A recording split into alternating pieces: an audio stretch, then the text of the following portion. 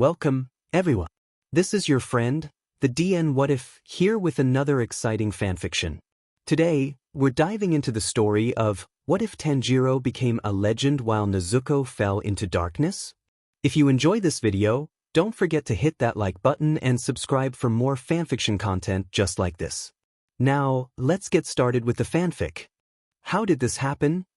That was all Tanjiro Kamado could think as he carried the bloodied body of his sister in his back, dragging his feet through the heavy snow as he struggled to make his way through the wintry forest.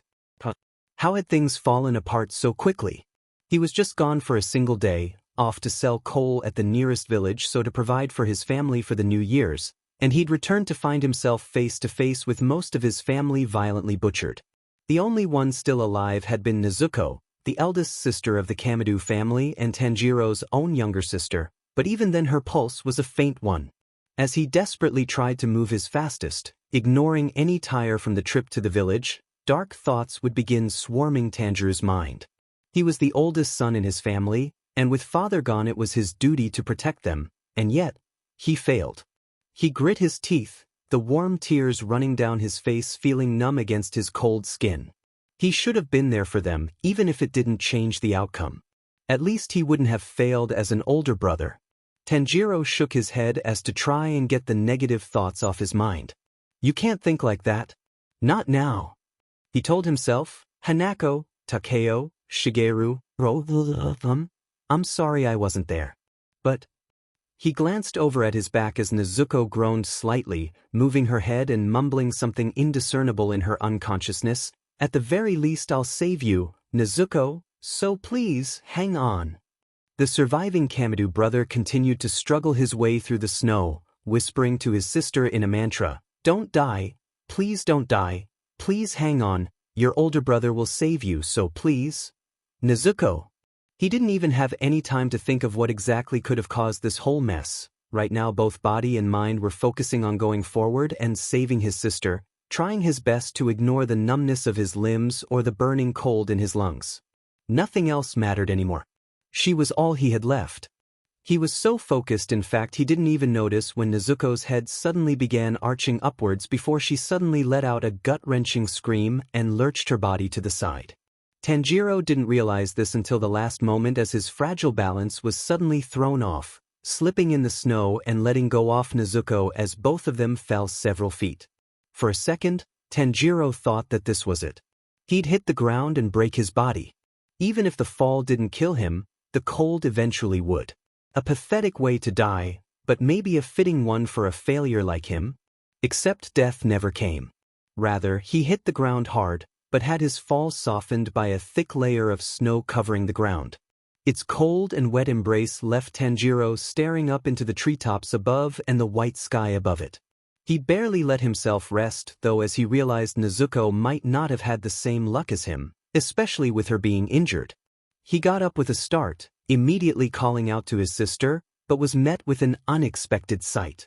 A couple feet from Tanjiro, Nezuko now stood tall on her feet with her head hanging low, her bare feet invisible beneath the sunken snow and her bloody kimono fluttering slightly with the wind. Had he stopped for a second to avail the situation, he might have even noticed that something about her was not quite right. Nezuko, are you all right? The boy called out worriedly as he rose to his feet, quickly moving towards his sister to check on her. You're hurt, you shouldn't be up. Let me carry you to Dash. Tanjiro never got to finish his statement as Nezuko suddenly looked up at him, and he felt his blood run cold. While he'd expected to see her gentle looks and kind expression, instead he was met with the gaze of a beast. Her eyes were filled with anger, pupils slitted like that of a predator, and her teeth sharp and pointed. Before he could even say anything, she'd lunged at him, mouth opening as to try and take a bite out of his neck. Despite not fully understanding what was happening, Tanjiro still reacted, and even as he fell on his back, he managed to draw his hatchet and raise it horizontally, managing to have it so her teeth sunk into its wooden rather than ripping out a chunk of his flesh.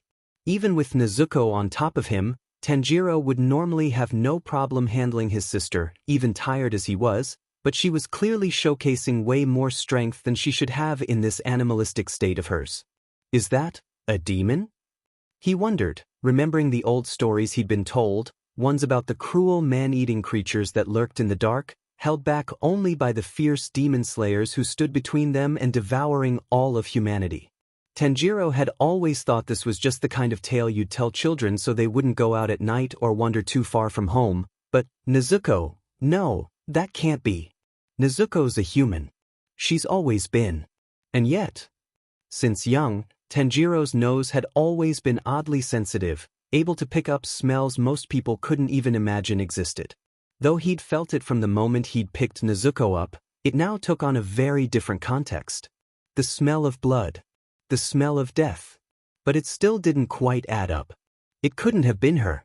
There was no blood in her hands, only on her clothes, and he'd found her slumped over Rokuta as if trying to protect her. Not to mention the unknown smell he'd felt lurking about in their home. No, demon or not, whoever had murdered their family couldn't have been his sister. Tanjiro wasn't given much more time to think about it though, as he suddenly felt Nezuko's push growing fiercer, and though it might have just been his impression, he could feel her getting bigger. Her strength was growing by the moment, and Tanjiro quickly realized that he wouldn't be able to keep her at bay for much longer. He could now hear a growling sound coming from her throat, her teeth sinking into his hatchets and beginning to break apart the wood in it. With no other options at this point, he decided that his best bet would be to reach out to his sister. Were there anything of her old self still there, Tanjiro knew that she'd stop herself from hurting him. Nezuko! He called out, "You gotta stop this. You can fight back against it. I know you can." Despite his pleading though, all Tanjiro got from his efforts was a slight narrowing of her eyes as if she was trying to make sense of what he was saying, though her struggle against him didn't decrease in the slightest. He pursed his lips, his arms beginning to tremble as he felt little strength left in him to hold her back, and he pleaded with her one last time, "Please, you're my little sister, you're all I have left."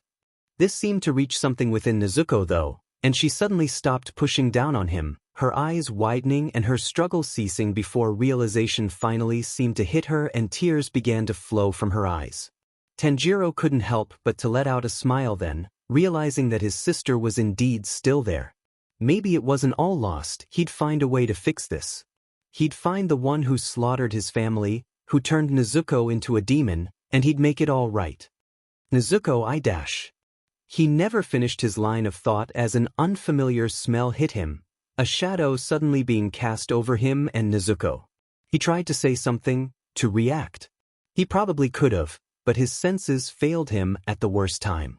He was 1 second too slow to react as a blade suddenly cut through the air before hitting its target, and in less than a moment he felt himself suddenly splashed in the face with a warm liquid, and even though he closed his eyes, he didn't need them to guess what had just happened as the sickly smell of blood invaded his nostrils once again. Ju Tomioka landed from his sudden dash at the demon, his sandals crunching with the snow underneath them as he almost absent-mindedly swung his katana at empty air to clean its shining blue blade off the demon blood staining it before sheathing it back into his scabbard. Only then did he glance from over his shoulder to the boy whom he'd saved, who had gone from being pressured underneath the demon to now holding its body in his arms, looking at it with a gaze of fear and disbelief. It was a gaze Ju had seen for what seemed like thousands of times. That of someone seeing their loved ones be killed. How could he not? It was a gaze he'd even seen in the mirror more than once. The demon was once someone important to the boy. He probably did not fully understand nor process what the girl had become. Still, it wasn't easy watching the realization come to him as he held the headless body of someone he cared about. Well, what? He looked at Ju almost catatonically. Nezuko? Ju turned fully to face the boy, looking at him with the slightest hint of empathy hidden in his eyes. She was someone you cared about, wasn't she? He asked him, judging from your age, a sister, perhaps? You killed her? The boy quietly said, his eyes finally tearing up in his grief. I know it may be hard for you to understand this, but she wasn't the person you knew anymore. He explained, she'd become a man-eating demon. What you saw was only a feral beast in what remained of her body. I'm sorry you had to see that, but listen to me when I say it was for the best. No. The boy insisted, looking back from Ju to Nezuko's corpse. She recognized me. I'm sure of it. It was tricking you.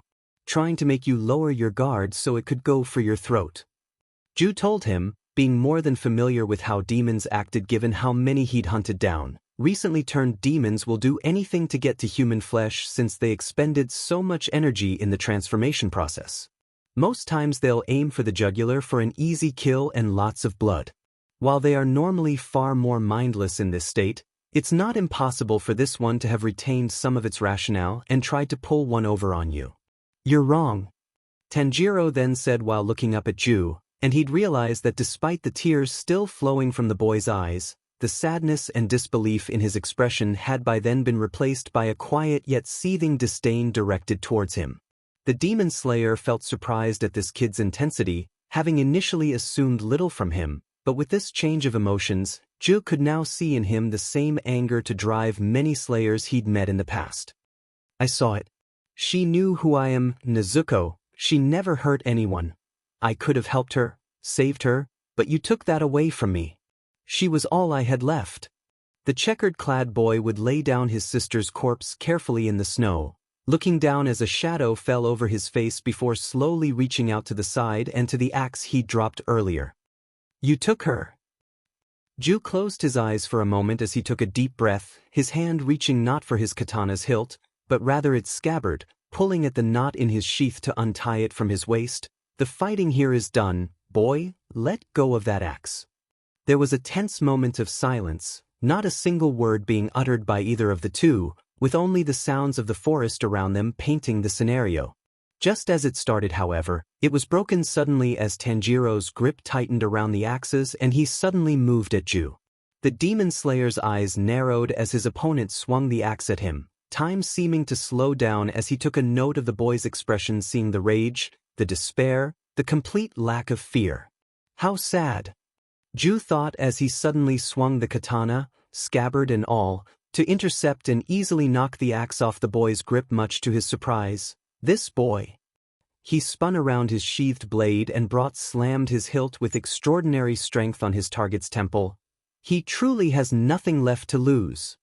He collapsed, hitting the cold snow hard, leaving Ju to return the sheathed katana to his waist as he sighed briefly. This whole situation had brought back some bad memories. It was far from the first time he'd seen a family butchered by a demon, but the boy and his sister, that had left a bitter taste in his mouth. Nezuko!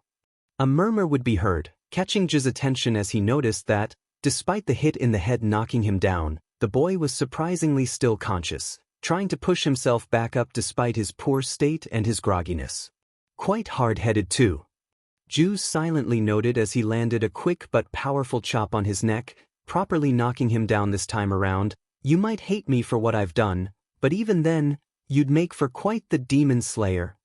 Ju rose back to his feet, readying his katana to his waist as he silently observed the unconscious boy lying on the snow, his face staring off to the side, scrunched with pain. The demon slayer stared at his form somewhat sympathetically, only to notice what he had been looking at before being knocked out and suddenly widening his eyes in shock. Just a few feet to the side of the boy was the head of the demon, severed clean from its body at the very base of the neck. Despite having been decapitated by a Nichiren blade, its disintegration was happening quite slowly, creeping up the length of its neck towards the head. And yet, what surprised Ju was not that the demon had managed to survive so long, but rather the tears flowing from its eyes as it watched the one that the girl had once called brother. Seeing that, a memory resurfaced for Ju Tomioka, that of his masked master during one of his many teachings years ago. Ju, you must remember, a demon slayer's job is not one to take pleasure in. To slay a demon is an act of mercy to the human they once were. You'll see that when you look into a slain demon's eyes, that their shreds of humanity sometimes come to surface in their dying moments.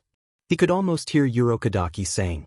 It was not something Ju had deeply reflected upon, as, even when seeing those shreds of humanity in the faces of the demons he'd slain, it was hard to feel sympathy for something that had killed and fed on humans. But this girl, maybe even because of his own past, it somehow provoked a deep-seated feeling of pity in him.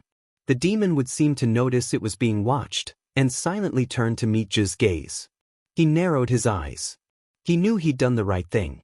Even with the boy insisting he could reel the demon in, this was not his choice to make. It would end up killing not only him, but others as well before it was slain. He did what had to be done, but seeing those shreds of humanity and being reminded what she'd meant to the boy struck a chord in him. A demon slayer should feel no pity for doing his job. Ju mused, hand hovering over his katana's hilt, and yet. He silently looked away from the demon before turning away and, without another word, began walking off, leaving this Nezuko girl the little time of humanity she had left to be with her brother. In his mind, Ju played again the night his own family was taken from him. He recalled the reassuring smile in his sister's face as she convinced him to hide away in a closet and wait things out. It was the last time he'd seen her alive, the last time he'd seen any of his family alive before they were all slaughtered by a demon. Ju's hardened gaze stared forward, that moment of emotion sinking back into his cold blue eyes. Not once as he walked did he look back. Nezuko Kamado felt as if she was having a bad dream. From the moment she woke up she felt pain. Excruciating pain. At first she didn't know who she was, nor where she was. All she knew was one single instinct, screaming one word over and over in the back of her mind. Naturally she targeted the closest prey she could find, but it struggled against her. She tried to bite down on it, but it stopped her with a weapon of sorts. Feet. It was screaming something at her, but she couldn't make out what it was. It all sounded very drowned out to her, almost as if she was underwater. It all only made her angrier, starting to press down harder on the prey, trying to overwhelm it. Feet. Feet. Feet. She felt with splintering inside her mouth, and started to inch closer to her prey, its struggles becoming less and less of a barrier. It hurt so bad. She needed to make it stop. She needed to feed. And that's when she noticed the tear in its eyes, and if only for a second she was able to hear his words clearly. Please, you're my little sister, you're all I have left. It all hit her like a sudden slap to the face, only 100 times harder. In a moment, she'd realized what was happening, who she was struggling against, what she was trying to do. It made the excruciating physical pain she was experiencing seem so much tamer. Tanjiro. Nezuko suddenly realized, recognizing her older brother trying to hold her back. She was trying to feed on him. On another human. On her own brother. What had happened? The family that she remembered. Though it was only a couple flashes of images in her head, brief moments amidst the massacre, she remembered. The pale man, the screams. She tried to protect Rokuta, and then, she thought she was dead. Except she couldn't have imagined an afterlife so cruel. Oh God! She thought, it all suddenly coming crashing down on Nezuko in that one moment, suddenly overwhelming every instinct in her body that had been screaming her to feed and causing her to break down into tears as well. Tanjiro! I'm sorry. I'm so sorry. She tried to say, but could produce nothing more than grunts and groans in her current state. Her brother smiled though, seeming extremely relieved to see his sister coming to her senses. Nezuko, he never finished as he suddenly looked over her in shock, a shadow falling over them. Nezuko tried to look too, but there was a sharp sting in her neck and then, once again, nothing. She woke up again to the sound of a heavy thud in the snow, her eyes opening wide as she watched her brother crash down on the snow a few feet beside her. Tanjiro seemed dazed, not fully able to perceive his surroundings. He had a bruise on the side of his head, though it wasn't a large one. Luckily her brother was famous for being extremely hard-headed. Regardless, Nezuko tried getting back up again to try and help her brother, but realized her entire body felt numb and she couldn't budge a single muscle. She tried desperately to rise to his aid, but regardless of what she might try, she was unable to move from the snow. Finally, she would look down slightly and be shocked as she realized her body was no longer there, instead now lying a couple feet from her, completely motionless and without a head. The situation seemed completely insane to her. She was barely able to process what had happened to her family and what she'd become before being decapitated, presumably by the man with the sheathed katana in his hand who currently stood over her brother. Tanjiro grunted, trying to shakily rise back to his feet, but stopping himself halfway there as he locked eyes with his sister's decapitated head and realized she was somehow still alive. Nezuko! He murmured weakly a moment before the man landed a chopping strike to his neck and made him collapse into the ground, still facing her, but now fully unconscious. Despite wanting more than anything to protect her brother in the current situation, Nezuko was unable to do a thing. I have to help him, I have to do something, she thought, but it was useless. She was only a head, with no body to call her own. The numbing feeling that had spread over her entire body was also creeping its way up her neck, so she also quickly realized she was most likely not long for this world.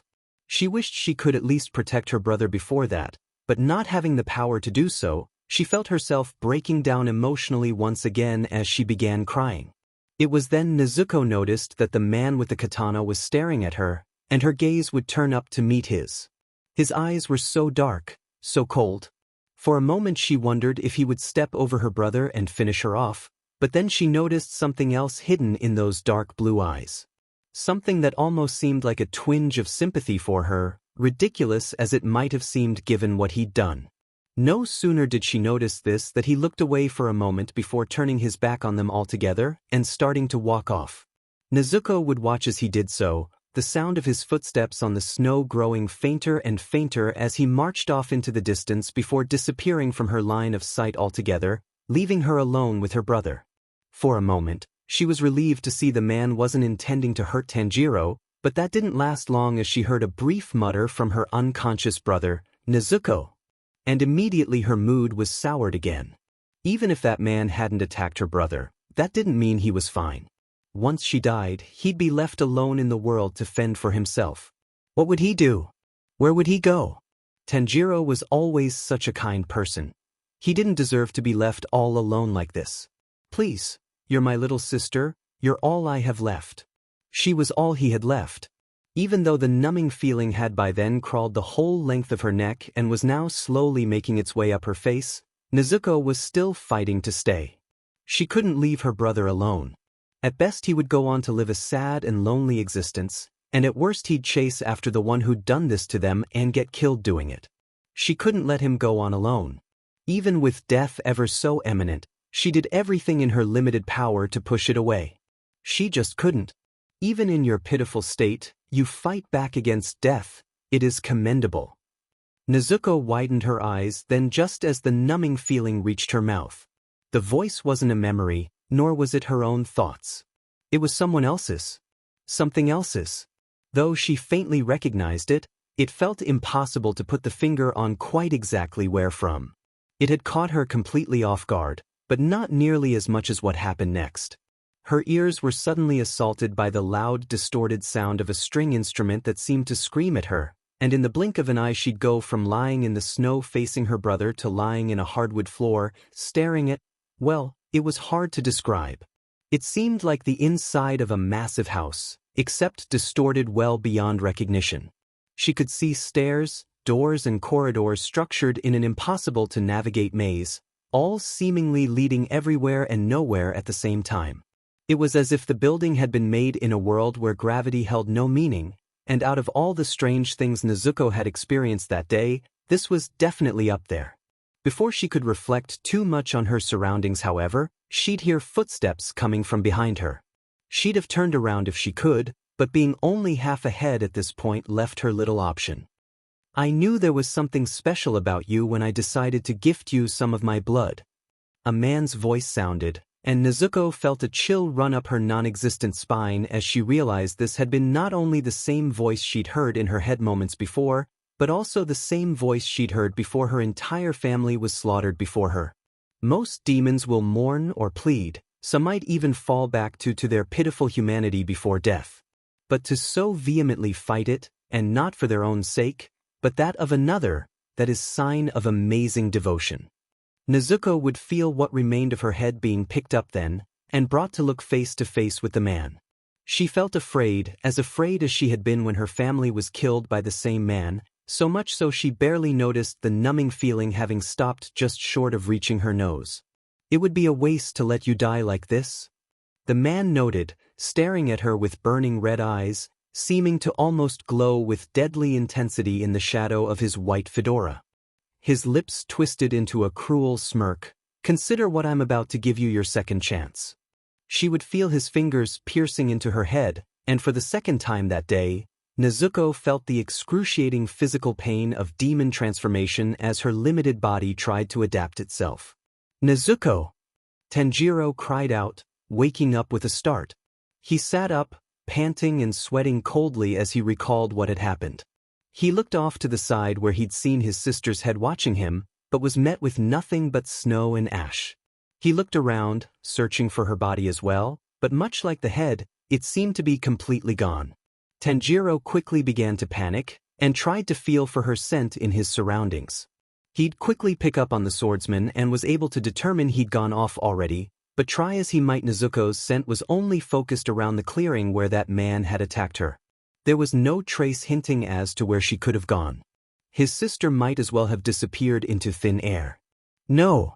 He murmured to himself, collapsing down on his knees as he realized there was no way around him where his sister could have gone off to. No, no, no, no. Tanjiro looked all around him, trying to find anything, a trace, a hint of what might have happened. Nezuko! He soon enough screamed, rising in a stumble and starting to make his way through the forest. Nezuko, where are you? With no other option left, he'd keep on stumbling aimlessly through the forest, tears flowing down his eyes as he hysterically screamed out for his sister to no avail. This can't be happening. He'd think to himself as he screamed his sister's name. I saw her. Nezuko was still there. I could have saved her. I might have failed everyone else, but I know I could have saved her. This would go on for what seemed like forever. Despite having grown up playing in that forest nearly every day, Tanjiro had no sense of direction at that moment. His feet moved by themselves, his only focus being to try and find something, anything of his sister. It would be hours or maybe just minutes, but Tanjiro would eventually trip on the root of a tree hidden underneath the snow in his reckless stumble, falling back down on the snow face first. His body insisted he stay down, begged of him even, but he refused to comply and attempted to rise to his feet, only to stop halfway as he realized where he'd wandered back into. Just ahead of him was the house he'd lived his entire life in. Its doors opened to reveal the carnage inside, with his siblings' bodies strewn in and around it, blood painting the walls in a sickly shade of red. He'd seen that scene before, but while shock and panic had overwhelmed him last time, now he was able to properly perceive everything he was seeing. The smell of carnage seemed to finally hit him again, and this time Tanjiro felt it. He immediately vomited on the ground, collapsing entirely on all fours. He cried hysterically, fully aware now that everyone was gone. His family was dead. Nezuko was dead. Whatever semblance of hope Tanjiro still held onto was now dead as well. He broke down entirely, cursing how useless he was, how he'd let them all die as his fingers dug into the ground underneath the snow. He screamed as loud as he could for as long as he could, knowing there was no one around in the mountains to hear him, but entirely uncaring if they did. Time seemed irrelevant to him, so Tanjiro didn't know how long he stayed there weeping, cursing himself and overall grieving for the loss of his family. For all he knew, he might have just stayed there until the cold got to him and he ended up joining them. But he didn't. If only because, before he ever could give in to his misery, something brought him out of it and back into reality as he felt a hand be placed on his shoulder. Tanjiro paused for a moment, shocked since he hadn't smelled anyone approaching him, before looking off to the side where a stranger now stood beside him, his palms still resting gently but firmly on his shoulder. It was a man, wearing an orange kimono and a red haori over it. He was old, undoubtedly so, evidenced by the countless wrinkles in his face, his long white hair tied into a ponytail and his milky eyes having probably lost most of its vision.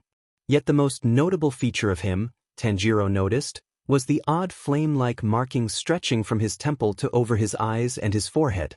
The stranger might have been older than anyone the boy had ever met, and yet at the same time, even in his broken state, he couldn't help but to be momentarily awed by his overwhelming presence. Whoever this was, he was no regular old man. "I am sorry for your family, young man," he said with sincerity, staring at the carnage before them sorrowfully, "but do not fret. I will help you bring justice for what happened today." Tanjiro was speechless, not knowing even how to react. In his shock, his crying had ceased, and despite all the questions swimming around in his mind, he could only muster the one that seemed to matter the most in that moment. Who are you? The old man turned to look at him, and flashed Tanjiro a sad smile. My name is Yoriichi Tsujikuni, he said, and I will be mentoring you from now on. Satoshi Utiki was 17 years of age. He was brown of hair, like his mother, but had deep cyan eyes, like his father. The latter in particular had been a demon slayer in life, but just before Satoshi was born, had run into a powerful demon and had been injured beyond fighting condition, forced shortly thereafter to leave the Corps. Nonetheless, he had grown up as a boy hearing tales of his father about his days as a demon slayer and his brave exploits. At first, he thought those were only stories, until the day when he was 9, and ended up wandering too far into the forest near their village, getting lost as it got dark and left him unable to find his way back home. He remembered vividly running into the long-teethed monster with horns, how it had tried to attack him and how his father had jumped out of nowhere with a katana to decapitate the monster. Since that day, his already weak father spent the rest of his life more often incapacitated in bed than not, but Satoshi knew from that day onward that he had to become a demon slayer himself when he grew up, to protect others just like his father had protected him. As it was explained to him later, it was because he'd pushed himself to use the special breathing technique from the demon slayers that day that his father took a turn for the worse and died when he was only 13. And though he grieved, it all only strengthened his resolve to become a demon slayer. His mother had tried to convince him otherwise, of course, but there was little she could do to stray his mind. Satoshi, as she'd always said, was a perceptive one. And yet he was undoubtedly stubborn. As he told her, however, he wasn't going in as just a defenseless kid. He had been taught a breath style like the one used by the demon slayers by his father before his death, who in turn had been taught the same in his youth by an actual pillar. Urokodaki, the former water pillar, who had managed to slay his fair share of demons before finally retiring. He'd heard plenty about him from his father. Satoshi had once sought said old man out some time after his father's death in hopes of learning more about the breath of water, but the masked geezer refused to teach him, saying he should return home and live out a normal life in peace rather than seeking out something as dangerous as being a demon slayer. Urokodaki didn't understand though. Neither he nor his mother did. It didn't matter, as Satoshi trained by himself almost ceaselessly for the next few years, mastering the 3 breath of water techniques his father had taught him as far as he could. Even after all this training, he didn't quite feel ready, but knew this was a step he'd have to take eventually. From his father's tales, he remembered it was a secular tradition of the demon slayers to hold the event known as the final selection in Mount Fujikaisen every year on the last day of winter and the first day of spring starting at exactly midnight. This was the test that set apart those who joined the Demon Slayer Corps and those who died trying. Satoshi knew it was dangerous, but he felt confident in his skills after all his training.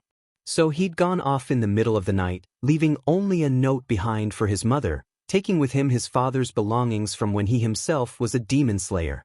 First was his katana, the same wielded once by his father the night he'd saved his life. It was made of Nichiren, the metal demon slayers used to kill demons. Its hilt was wrapped in white cloth and it had a bronze hexagonal rain guard. Its blade, as natural for Nichiren swords to do, had switched color in accordance to his father's own affinity, that being a pearly white that outlined the length of his edge. That though was not something one would really notice as it hung sheathed to Satoshi's waist. Second was his hiori, as it was old tradition for great demon slayers to wear. His father's was blue on one side and green on the other, but mixed in together in the middle to form a shade of cyan that had left Satoshi awestruck when he first saw it so many years ago. He felt proud to now wear it himself. The last, well, it was a bit more specific. As he stared up the long flight of stairs leading to the place where the final selection would take place, blooming wisteria trees surrounding him for as far as the eye could see, standing underneath a large torii gate just like his father's stories had described, he couldn't help but feel nervous. He'd have to fight the same kind of demons as the one that had given him nightmares for years. For reassurance, he sought out from underneath his heiori the last item he'd taken of his father's before coming here. It was an old warding mask, supposedly charged in with a spell to ward danger. It was given to his father by his master, Urokodaki, right before his own final selection trials. It was made to be shaped like a fox, with a playful smile and long ears. The one thing he had first noticed about it when his father had shown him many years ago were the cyan eyes, squinted but undoubtedly painted to look like his father's, and his own for that matter. Whatever the spell in it was, it must have worked. He remembered word by word his father's response to him asking whether his final selection had been hard for him despite how long ago it was. Oh, it was easy as pie. The demons brought into the mountain were killed year after year, so they never got much of a chance to feed apparently. They'd be fodder for any half-baked demon slayer, let alone your old man. If Dad can do it, Satoshi thought, staring from his father's mask to the top of the long flight of stairs ahead of him with renewed determination, then so can I. The way up was a long and tense one, Satoshi holding onto his sword's hilt with a tight grip as he walked up a step at a time. He knew from his father's story that he wouldn't be the only one up there. Many others wished to become demon slayers too, after all. His mind was racing as he tried to imagine the kind of people who'd be waiting for him up there. Finally, though, he arrived, and much like he expected, Satoshi was not alone. With a quick head count, there were at least 30 kids, most of them younger or about his own age, all standing in the clearing that made up the ceremonial grounds surrounded by wisteria. They all carried their own swords and looked quite tough to boot. Most kept to themselves, some conversed with one another, and a few even glared at Satoshi as he tried to find a corner of his own in the clearing to wait out for the selection to begin. It was while he did so that he heard a conversation between two of the Demon Slayer prospects that caught his attention. Look at that kid. Just who the hell does he think he is? One of them, a boy wearing his dark blue hair in a samurai bun, said. A dead man, that's who. The other one, with tan skin and a buzz cut, commented, who in their mind would even come here without a sword anyway? This caught Satoshi's attention, and he allowed himself to sneak in a glance at who the two boys were talking about. To his surprise, he'd find someone he had missed in his initial head count of the people in there. The boy in question was peacefully sitting underneath a wisteria tree in a meditative position. He seemed just a bit younger than Satoshi, and had ruffled burgundy hair falling down to his shoulders with reddened tips and a mark on the left side of his forehead, though it was hard to tell whether it was a scar or just a birthmark. He wore a white kimono top with a dark gray hakama and a black obi, donning a crimson haori on top of that alongside a pair of earrings that seemed to have been made to look like Hanafuda cards. True to the boy's conversation, he had no katana on him, nor any visible weapon. And yet something in him called Satoshi's attention more than any other person present. The fact that he had no reaction to those two bad-mouthing him despite them being clearly on earshot only served to exacerbate that curiosity. That same fact must have had a different reaction with the two boys, who seemed to take issue with his lack of acknowledgement in their words, and soon enough had surrounded his meditating form. Hey kid, you must be lost. This here is a place for future demon slayers. The first of them warned him, someone who can't even get a sword to fight with has no business even trying.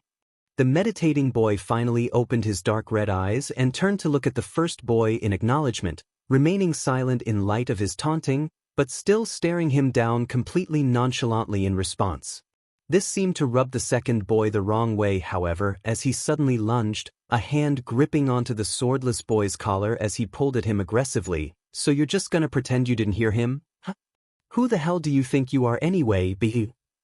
Said BS, narrowed his eyes slightly, before opening his mouth and speaking for the first time since Satoshi had taken note of him. My name is Tanjiro Became, the boy announced, and I will be the one to slay every last demon out there. His words were loud and clear, spoken with no second thought yet nonetheless seeming to echo across the clearing. Well over half the heads present turned to look at this Tanjiro Became, most of them glaring. The Demon Slayer's core were almost exclusively made of people who had lost those dear to them to a demon. To hear some punk talking big as if those same demons were nothing to him felt disrespectful to many of them on a personal level. What did you just say? The boy holding Tanjiro by his collar snarled before swinging a punch at his face with his other hand. You cocky piece of shit. The punch never landed as Tanjiro's palm shot up to intercept it, his nonchalant stare unbroken. I think we should all save our energy for the actual selection. He told them both. The other boy seemed ready to jump in as well, but just as the one who'd started the fight opened his mouth to reply, they would both be interrupted by a voice calling out, "Everyone, please gather round." It said, before being followed by a similar, but not quite identical voice, "The final selection is soon to begin." Satoshi glanced at the direction it came from to see two children positioned between two of the numerous poles set around the clearing, these ones at its northernmost end. The two were strikingly similar and were almost certainly siblings, distinguished only by their hair colors, one being white and the other black. Though whether they were boys or girls he couldn't quite tell, though they both looked effeminate. Satoshi had previously taken note of them but hadn't been able to give it much thought with the plethora of new faces and personalities surrounding him. Glancing back at the confrontation, Satoshi saw the boy with the buzz cut now glare briefly at Tanjiro alongside his friend with the samurai bun before letting go of him, grunting out, "Whatever, dead man," before starting to walk up to the two children alongside the rest of the Demon Slayer prospects. Tanjiro though would allow himself a moment as he seemed to take a deep breath, before suddenly turning to the side and meeting Satoshi's gaze. The older boy quickly looked away awkwardly, but Tanjiro just turned to look forward again before walking up to the children alongside the others.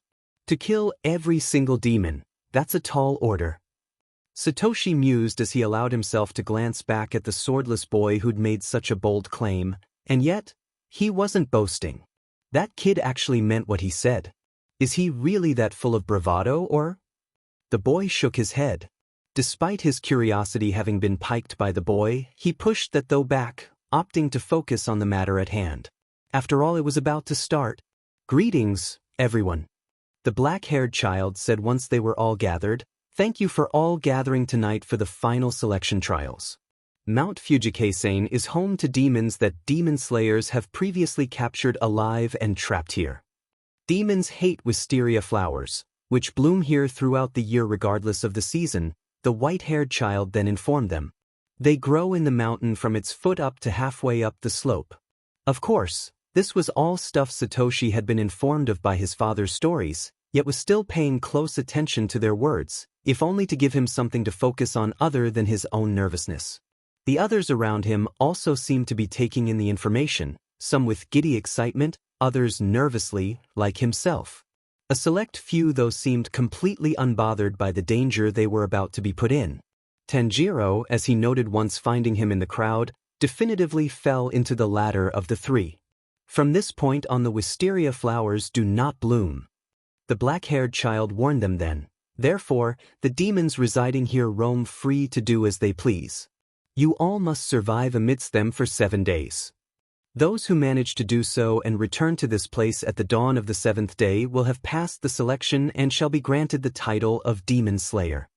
The white-haired child explained, "If you chose to come down beforehand, you will be forfeiting and, should you be injured, will be provided with medical attention." With that said, the final selection trials is officially starting. Both then said with uncanny synchronicity, "Now go." At once, every single Demon Slayer prospect would dash, past the children and up the mountain. Quickly the group around Satoshi would thin out, each one taking their different ways up. In no time, he'd be running alone through the dark forest, wisteria no longer blooming around him. He swallowed dryly, nervousness hitting him again, but all it took was fishing for the fox mask in his Haori to give him the needed strength. "I won't fail now, Father's right here with me," he told himself as he donned the mask over his face. "He'll give me the needed strength." With his resolve hardened, Satoshi gripped tightly around his katana's hilt, continuing moving his way deeper into the darkness. Much further up in the mountain, a single-horned demon was running his way up as well, and rather desperately too. He had been captured and put there only months ago, but he knew from the word of other demons that today was the day the takers of the final selection made their way up the mountain, and would stay there for a whole week hunting them down. As a weaker demon than most in there, he knew his best chance was to hide away for this time. He'd hunted enough wild animals to make sure he could stay the whole week without becoming too bloodlust, as it so happened to weaker demons like him when they didn't eat for too long. Luckily, for that same reason, he also didn't need all that much nourishment to keep going. Maybe, if he found a good hiding spot, he could wait out and get the jump on a demon slayer as to feed on them. That line of thought was interrupted by an odd sound, similar to that of water evaporating, only somewhat louder. The confused demon stopped its dash after a moment, staring off to the side where the sound was before his eyes widened. Some 30 feet beside him was a crouched figure, its muscular back bare for him to see. It rose from his squat, holding to either side of him 2 blades, its edges serrated similar to the teeth of a beast. And then, it turned to look at him, revealing that despite having the body of a man, his head was that of a boar, and the steaming sound was that of the air leaving its nostrils similar to clouds of vapor. The horned demon froze for a moment, taking a single step back, then another, before turning back and rushing off full speed in the opposite direction to the boar-headed swordsman. What was that? It wielded swords, so it must be a demon slayer, but what is up with its head? The horned demon thought as he continued running. Once he felt like he'd opened a safe distance, the demon would turn his head to try and see if the figure was following him, only to catch, from the corner of his eye, sight of a blur moving right past him as he did so. He'd turn back forward only to see the boar-headed swordsman with both feet planted against the side of a tree trunk in front of him. Before he could even react, the swordsman leapt at him with great speed, and with a swing of one of his serrated swords, hacked the demon's head apart from his body. Unable to do much, the head could only stare at his killer from the ground in shock as he rose back to his feet after his landing. No, this can't be happening, it's too early. How did this guy even get up the mountain so fast? The boar then stared up for a moment before taking a deep breath and releasing a scream of pure agony and frustration. Not enough. This is not enough. He cried out to the heavens, those jerks told me I was gonna get to fight strong demons if I came here. What is up with this shitty sheet? He pointed his blade at the fallen horned demon's head, who in turn could only watch it all in shock amidst this disintegration. After another moment, he seemed to calm down as he dramatically sighed in disappointment, lowering both his boar head and his blades depressively. Oh well. He looked up again. Guess I'll just have to find something stronger to beat up. The boar-headed swordsman then laughed hysterically as he ran off, leaping energetically from tree trunk to tree trunk, leaving the shocked demon behind to finish disintegrating. Amidst all his fear, then horror, then shock, then plainly being weirded out by the boar person, the only thought that crossed the demon's head before he disintegrated completely was I really just killed by that guy? That's just embarrassing. Just like some demons were running away up the mountain to hide though, others were going down to face the demon slayers head-on.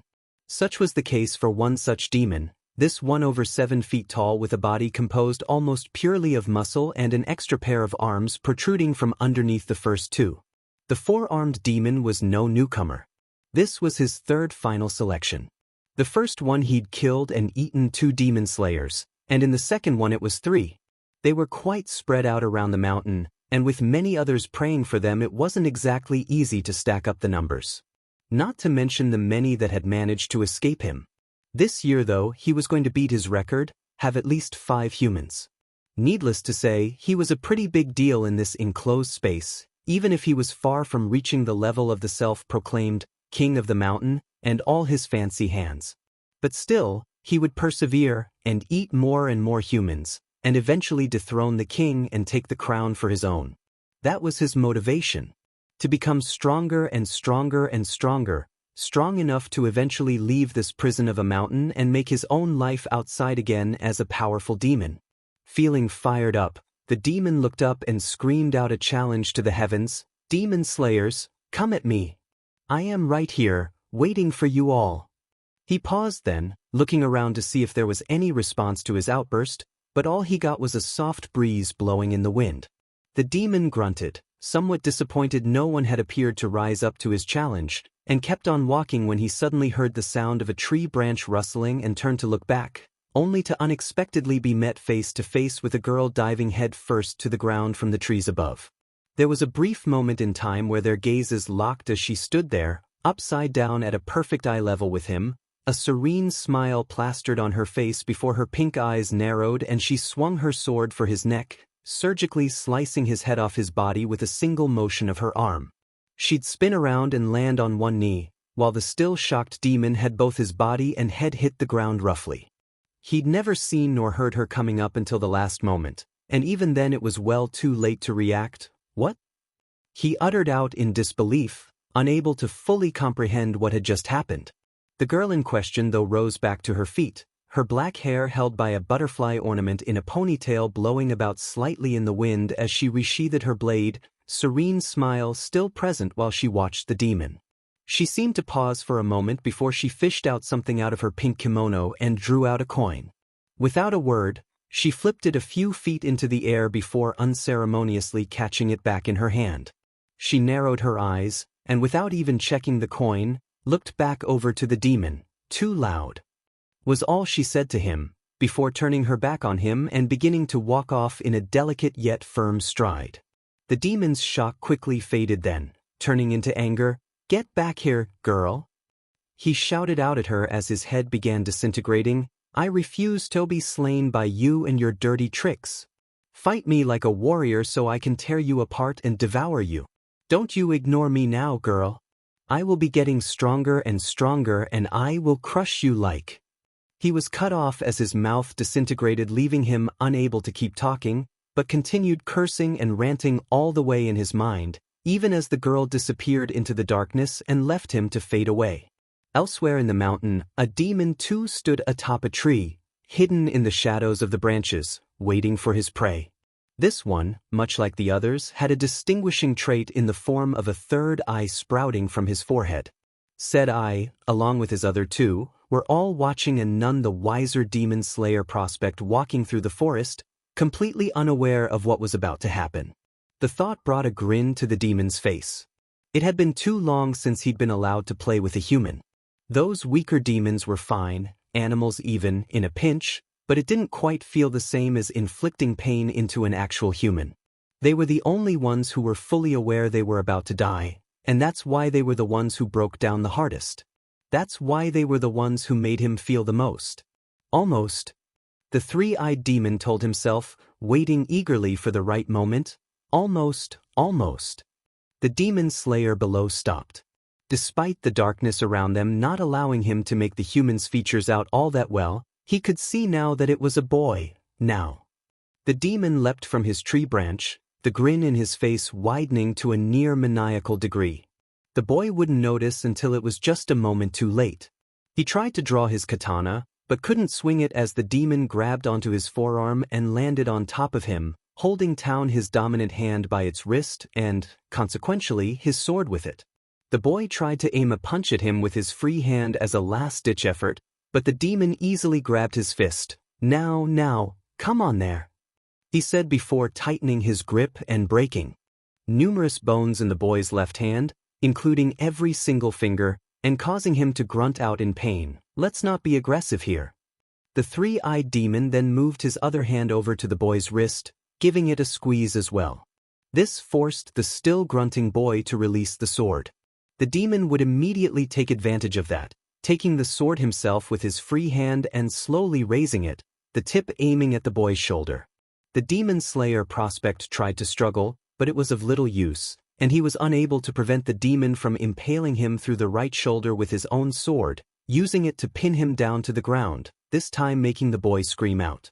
"You bisu," he grunted out in spite of the pain he was in. "I'm gonna kill you. I swear I'm gonna kill you."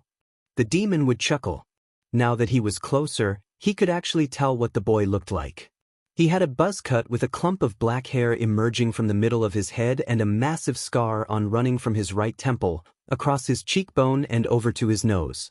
Not to mention looking extremely set off. "Why aren't you quite the punk?"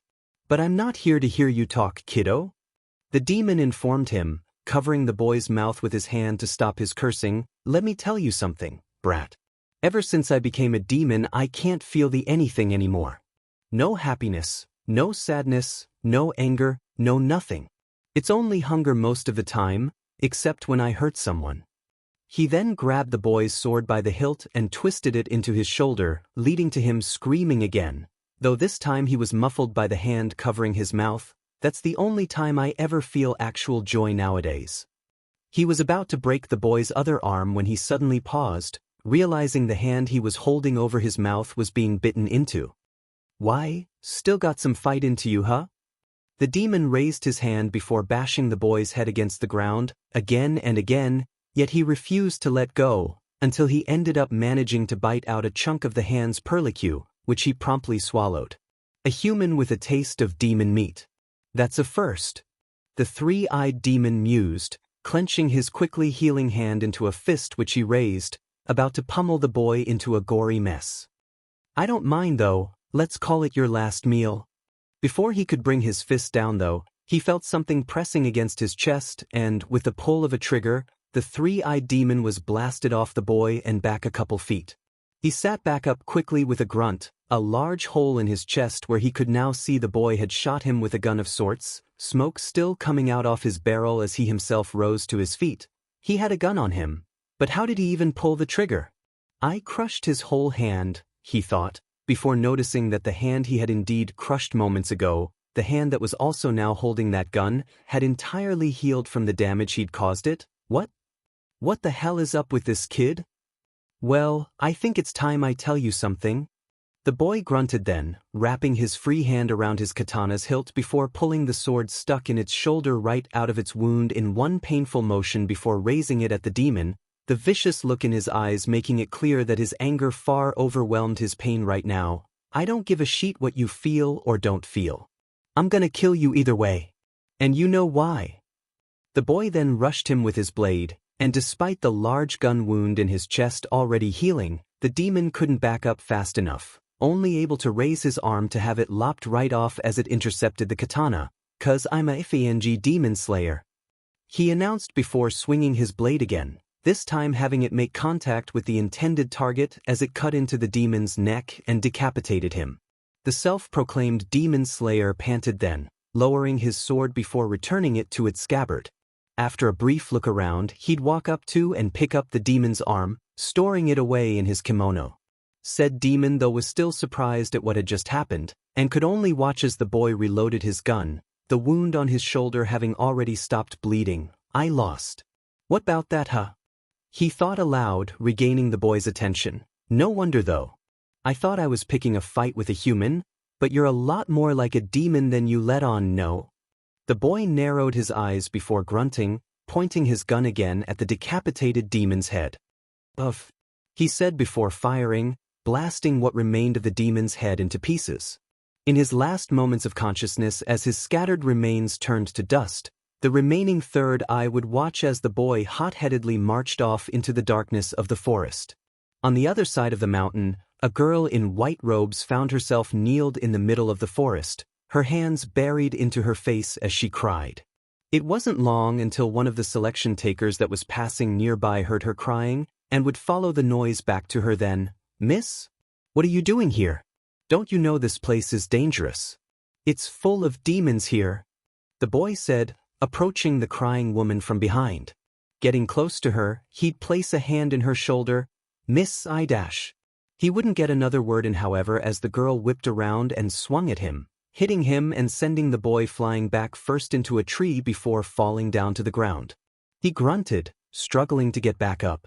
The girl in question, upon turning around, had fully revealed her monstrous features, namely her large black eyes with cat-like pulls and numerous pulsing veins all over her face and neck. "You humans are all so gullible," the demon said mockingly as she approached the boy, raising her large nails ready to tear him apart. "That trick always worked out there and it still works here. You demon slayer wannabes are really no different." The boy, now realizing the situation he was in, froze for a moment, before crying out, quickly backing up in a panic but hitting a tree he just crashed into head first and seeming to momentarily pass out only to blink back awake, look up at the demon, and cry out again in fear as he began sobbing uncontrollably. The demon paused, realizing then how much of a weakling the target she'd picked was and beginning to laugh mockingly. "Oh, you're even more pathetic than I thought. That's great," she cackled. "I've been waiting so long to get a chance to taste another human. Animals are just not enough anymore, and other demons taste like shit. Humans don't wander easily into this mountain, so you wouldn't believe how hungry a demon can get." Please don't eat me," the boy stuttered, sniffling as snot ran down his nose from his excessive crying. "I don't taste good, I swear." I haven't taken a bath in 5 days. No kidding, 5 whole days. Oh kid, I won't just eat you. The demon then grinned widely, revealing her 2 rows of excessively sharp teeth, through which a biforked tongue snaked out. I think I'll start by ripping your head off slowly. Only fitting given what your kind does to us. Then I'll feast on your organs, your skin, muscles. I'll drink every sip of blood from you I can get, and when I'm done I'll pick my teeth with what remains of your bones. This seemed to be too much for the poor boy, who then let out a silent scream before passing out in fear. For real this time. The demon's grin turned into a more sadistic smile then, watching the pathetic form of the boy lunched against the tree. He wasn't very big, so it wouldn't be the feast she wanted, but something about his yellow kimono and matching hair made it really appetizing to her. As her eyes laid on his katana, however, she groaned in disdain. And yet he never even tried to reach for it. She chuckled slightly. Lucky me. Of all the humans coming up the mountain, I found the weakest one first. She took a step forward towards him, and she blinked. Which was a mistake, because when she opened her eyes, the boy was no longer lying against the tree. The demon only had a moment to contemplate what was happening before she felt herself falling without a body to call her own, her head having been separated from it in the literal blink of an eye. The demon's head hit the ground, and she could only watch as the risen boy now stood with his back facing her some 10 feet from where her head had fallen, hand resting on the hilt of his sheathed katana. What did you do?" she asked, but received no response as the boy groggily began walking again, not even turning his head to acknowledge her. "What did you do?" she called out more loudly, now beginning to actually cry as she watched what she thought would certainly be her prey just walk off. She had little time to speak though, before the disintegration covered her mouth and she was left only able to watch and wait for her inevitable end. You were supposed to be the weakest? Not all Demon Slayer prospects were being as successful as in those situations though. One such example was a certain boy with a samurai bun and dark blue hair. He found himself cornered, with a demon menacingly approaching him from one side and the edge of a cliff in the other, a deep gash marring the side of his head from his forehead, over his eye and to his cheek. He was panting heavily, holding his sword before him with trembling hands. "I did it. It was tough, but I cut its head off." He thought to himself, "So, why is it still coming at me? This thing should be dead." The demon cackled at him. "You might have some talent, but you didn't come here prepared. If you weren't such a dumbass, you might have even killed me." It rushed the boy, who tried to swing at the incoming threat, but with his damaged eye, depth perception was not exactly his forte, and thus his swing was way overshot and missed its target entirely, allowing the demon to knock the blade right off his hands and punch him in the gut, sending him sprawling, landing only a few feet away from the cliff. He struggled to rise quickly, but knew he had no means to defend himself with as the demon once again lunged at him. "Tough shit. You're done for." The boy closed his eyes, preparing for his end, except it never came. Instead, he heard the sound of flesh being cut and something dull hitting the ground, then silence. Realizing he wasn't dead, the boy would open his eyes and see something unexpected. An all too familiar boy with long dark red hair and a crimson haori stood before him. Both the demon's head and its body were before the newcomer, having been separated through obvious decapitation, as evidenced by the small bloodied wood axe the boy was currently holding. "My name is Tanjiro Became, and I will be the one to slay every last demon out there." So he did have a weapon hidden away. The boy thought to himself, gazing at the axe, but if my sword wasn't able to kill it, can he really do it with that tiny axe? Sure enough, just as Tanjiro was walking towards the head, its eyes then opened, and it began shouting, "You be! This was between me and him. Who the hell do you think you are stepping in like that?" The decapitated head ranted as its body quickly began rising back to his feet behind Tanjiro. "I'll show you what happens to nosy humans like you. Look out!" The boy warned as the body leapt in to attack. Tanjiro didn't seem to need warning though, as he easily moved to the side to dodge the body without as much looking, and when it stopped and tried to turn around, landed a kick flat on its chest, pushing it back and causing it to fall off the cliff and into the forest of wisteria flowers awaiting down below. "You son of a beach! Now you really done it." The head ranted, with Tanjiro turning his attention back to it. You think that's gonna stop me? You can't kill me with those flimsy weapons. It told them even as it was grabbed and lifted by its hair. I'm just gonna heal from this and then I'll kill you both. Just you dash. Before it could even finish, Tanjiro had thrown the bodiless head off the cliff after the body, soon enough disappearing below under the wisteria as well. With things settled, the boy turned to look at his savior, unsure of what to say after having been saved by the same guy he'd tried to bully off the exam only hours ago. I thank you for that. Tanjiro though didn't seem to pay him no mind. Instead, he walked up to the sword that had been knocked off the boy's hands and knelt to pick it up, watching it closely for a moment before sighing. You know, it is a bit ironic that you scolded me for not being armed when you're this unprepared for fighting demons. The boy blinked with his remaining eye. What do you mean? Demons can't be killed with normal weapons. There is only one metal able to slay them permanently, and this. He flipped the sword upside down and stabbed it into the ground. Is not it? Oh, the boy said, feeling twice as embarrassed now. Not only was he saved by the person he'd almost started a fight with, but he was also obviously in the wrong for what he did antagonize with him about in the first place. Anyway, that gash on you looks bad. You should head back down the mountain and look for some medical attention. Tanjiro told him, turning his back on the boy and starting to walk away.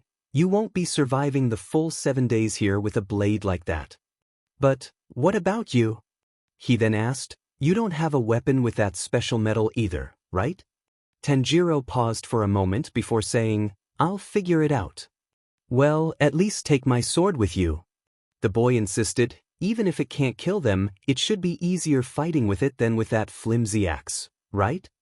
The crimson-clad boy then only glanced from over his shoulder to the one he'd just saved. Against the things in this mountain, I don't need more than this to defend myself, he said, before looking back forward and continuing walking.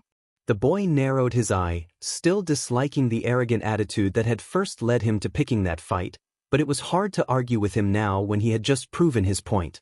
All he could do then was to silently watch as Tanjiro purposefully made his way back into the forest, soon disappearing and leaving him once again alone. Elsewhere in Fujikasen, Satoshi Yutiki sidestepped past the lunge of a demon. He had managed to hide and avoid confronting demons directly for a long time, but a couple hours into the final selection, he was finally caught off guard and forced into a fight. Despite nervous at finally being forced to face his worst fear head-on, he was at least glad for the fox mask covering his face and hiding all that uncertainty. Get back here, you mask bastard! It cackled manically, moving at him again. I'm gonna tear you up.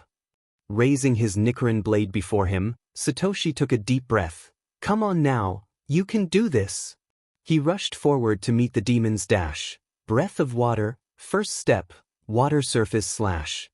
His blade seemed to be enveloped with a thin stream of water as it was swung then, decapitating the demon with a single, powerful slash before it ever had the chance to reach Satoshi. Both the demon and its head hit the ground. In it. You shitty demon slayers and your shitty swords. It might not be by me, but you'll get ripped apart by some other demon. Yeah, I know it. The demon would continue shouting obscenities as it faded away, with Satoshi only standing there watching it from behind the mask.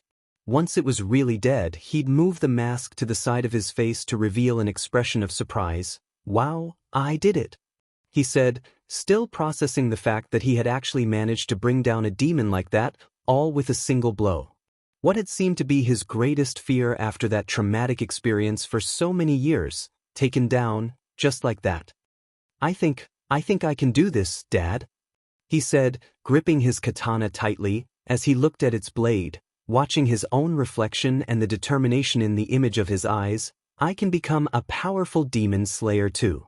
Unfortunately, it wasn't quite that simple, and he'd find that out fairly quickly as his moment of pride was broken by the sound of something crashing behind him. Satoshi would turn around to see another boy, having apparently crashed onto the side of a tree. It took a moment, but he would recognize the boy in spite of the numerous wounds he donned as the very same kid with a buzz cut that had nearly picked a fight with Tanjiro Kamado. He groaned, struggling to get back up and panting heavily as blood poured from a wound in his head and down his face. His whole body was shaking as he raised his katana in front of him before noticing Satoshi there and locking eyes with him, making it clear to see the sheer terror in his face, even if he knew he couldn't run away.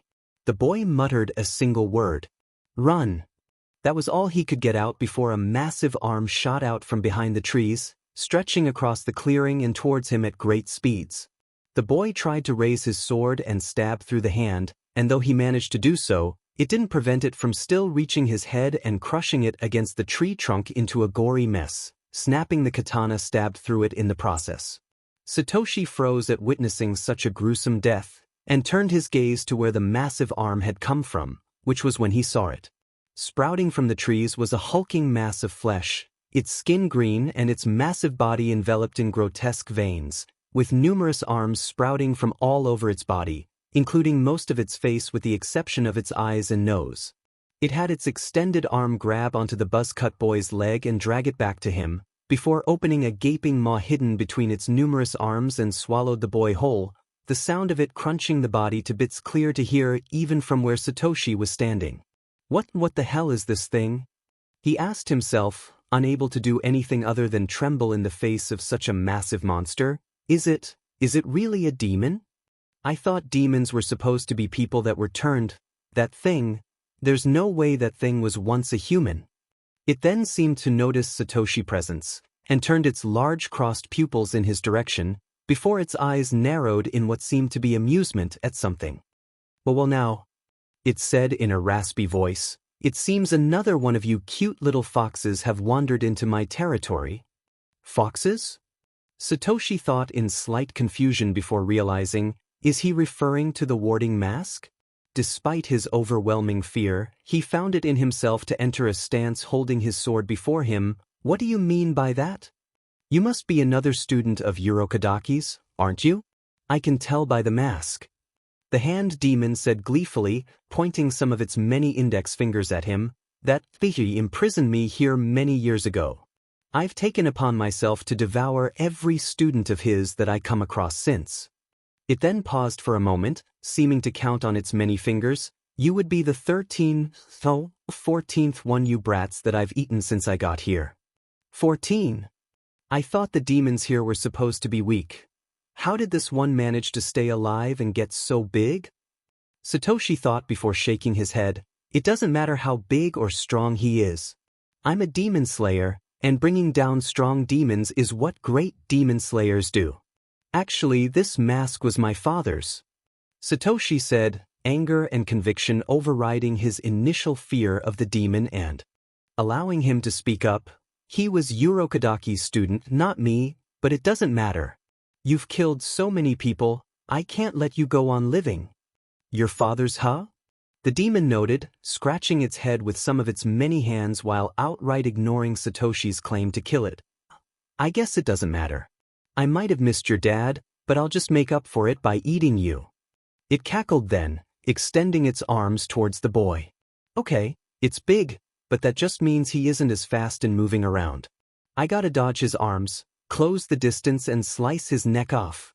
Satoshi held his sword before him, his mind set on facing the demon, and yet his trembling flesh refused to fully comply. But first, you gotta move, so cut this out. Don't think. Just move. Deeply breathing, he gripped his katana tighter to overcome his trembling and widening his eyes before finally moving, managing to dodge the incoming hand, spinning around and swinging his blade to cut through the arm. Then he repeated the process by ducking underneath another arm and lopping it off with an upward swing. He repeated the process a couple times. Dodge the arm, then attack and slice it off, first dodge, then attack, dodge. That is, until he tried to dodge and was met with a second arm having hidden its attack behind the first. Though Satoshi tried to move, he was clipped by the blow and sent sprawling about. How pathetic! The hand demon laughed. You said you were gonna kill me, but you can't even defend yourself. I should have known you weren't a disciple of Urokadaki from the start. That old man wouldn't waste his time training such a weakling. It's right. Satoshi groaned as he rose with difficulty, blood dripping down his forehead and the mask on the side of his head cracked after he'd bounced his head off the ground during landing. Dodging and cutting those arms isn't enough. I gotta get in close and cut off its head, even if that neck seems tough. He shook his head. No. You can't focus on that now. No buts. I just have to give it my all and do it. The boy grit his teeth, breathing in deeply as he gripped his blade. Breath of water, fourth style, he called out, fighting past the pain and summoning forth a stream of water to envelop his blade's edge before he once again dashed at the demon. Striking tide. You want to go again? You're persistent, I'll give you that. The demon bellowed at him before sprouting more of its arms towards Satoshi. He moved like water, however, weaving between them with newfound fluidity and precision in his movements, cutting through the arms without a moment's hesitation and all the while causing the water around his blade to grow more and more into a powerful stream. Despite that, he was working to the best of his abilities at the moment, pushing his breathing technique to its very limits in spite of the fact that doing so made his lungs feel as if they were about to burst. It doesn't matter, Satoshi told himself as he slashed another arm off after moving past it. The pain doesn't matter. Your limits don't matter. You gotta keep pushing, gotta keep going, build up momentum. That's the only way you'll be able to cut its head off. Having closed over halfway the initial distance between himself and the hand demon, Satoshi would leap over an arm from below before slashing it off, followed by rolling upon landing to dodge another arm from above, which he cut off with a swing the moment he rose again. This is it. I can do it, he told himself, gripping his hilt tightly with both hands as he finally began approaching the demon while yet another hand was shot out at him.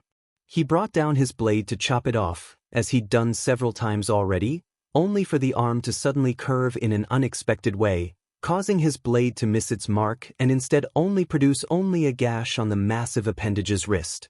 Satoshi cursed, but was unable to leap away in time as the hand took a hold of his left leg, and suddenly he felt himself being yanked over the demon's head by the flexible limb, the powerful stream on his blade fading as his concentration was disrupted. He was swung by the demon across the air with little reference for where he was heading until he impacted a tree trunk chest first, bouncing off it and hitting the ground hard.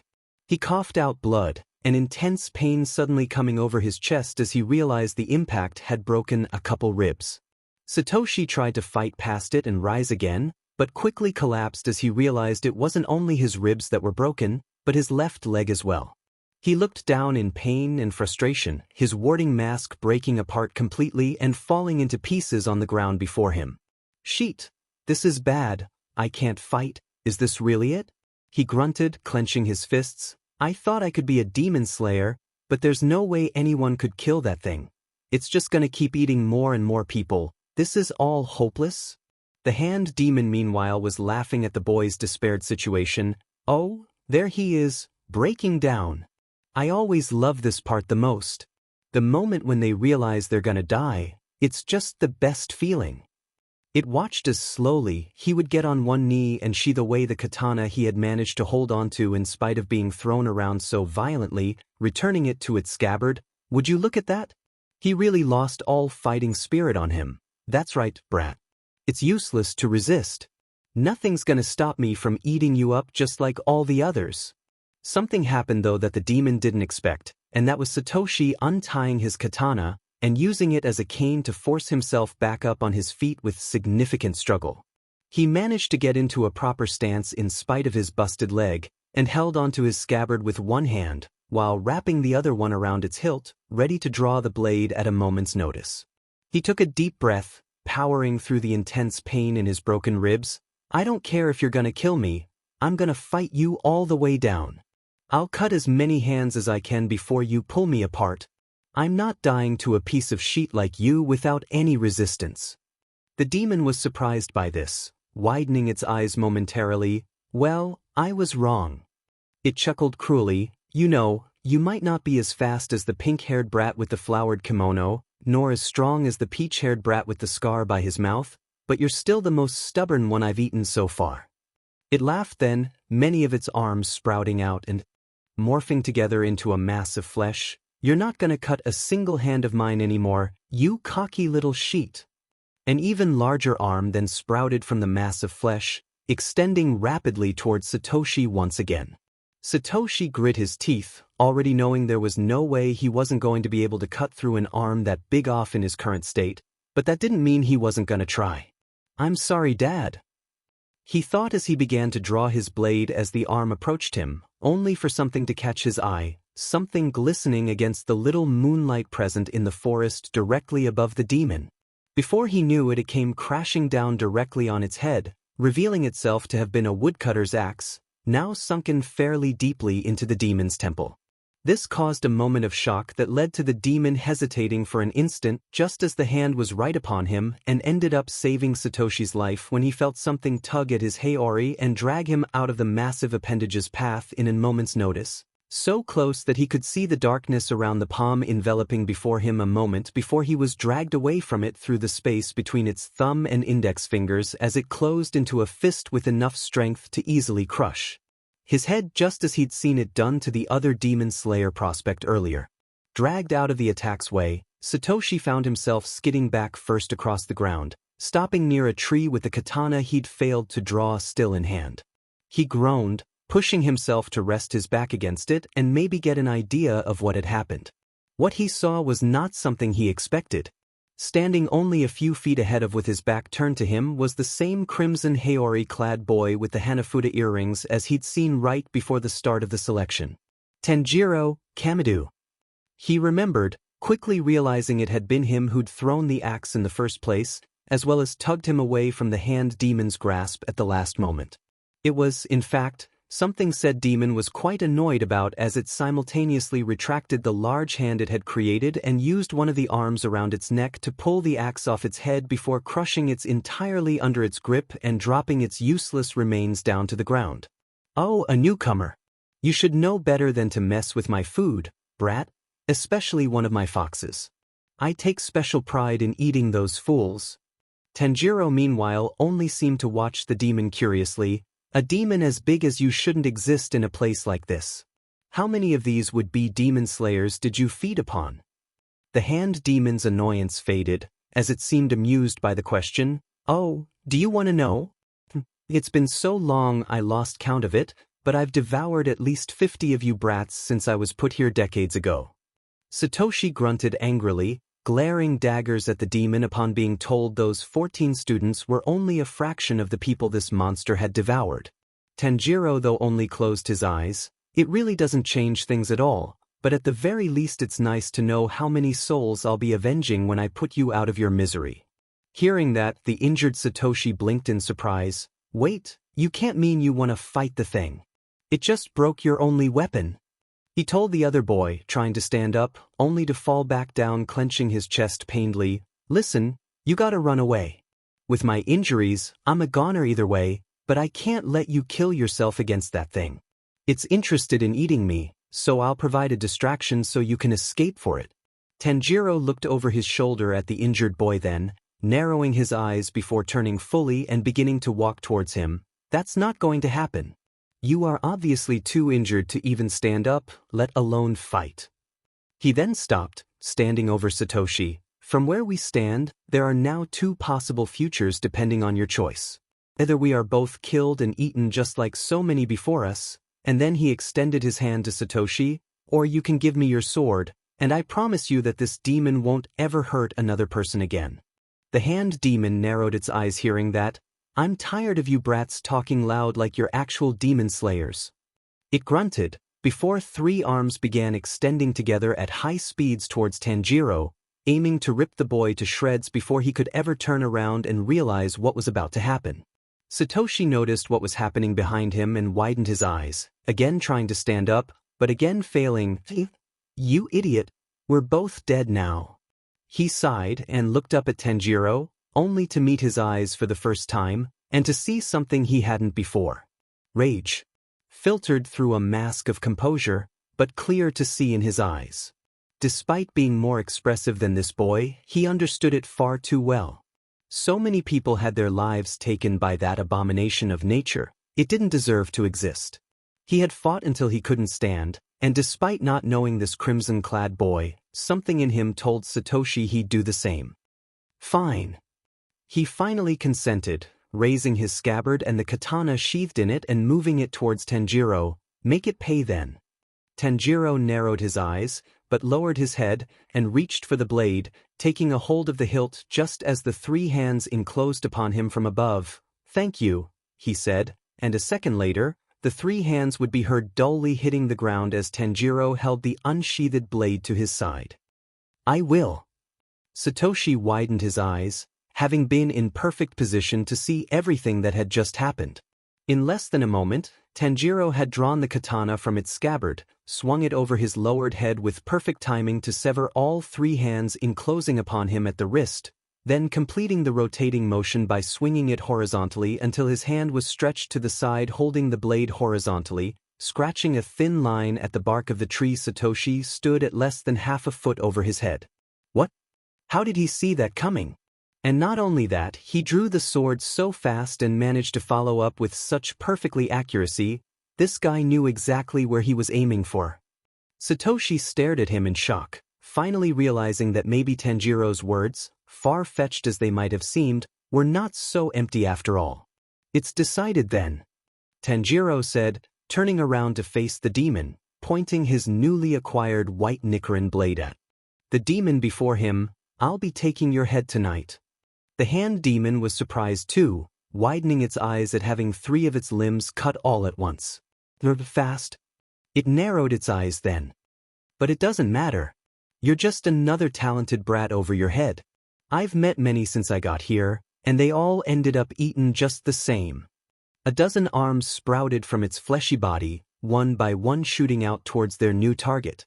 Tanjiro never rushed, walking to meet their advance with a calm stride, breathing in deeply as hot air filled his lungs.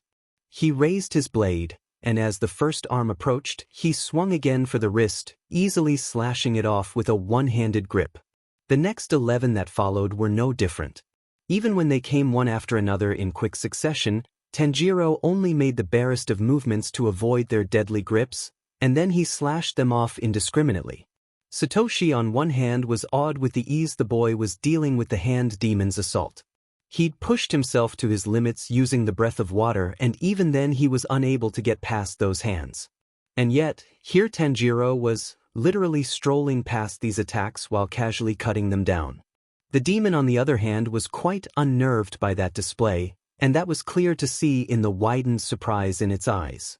"You know," Tanjiro then said as he lowered his blade, still walking towards it even when leaving behind a trail of dismembered hands melting away into piles of flesh, "you seem to pride yourself a lot in the amount of humans you've eaten, but I've been thinking, people only come up this mountain once a year for the final selection, meaning that compared to the demons out there, you have a lot less chance to feed yourself with one of us."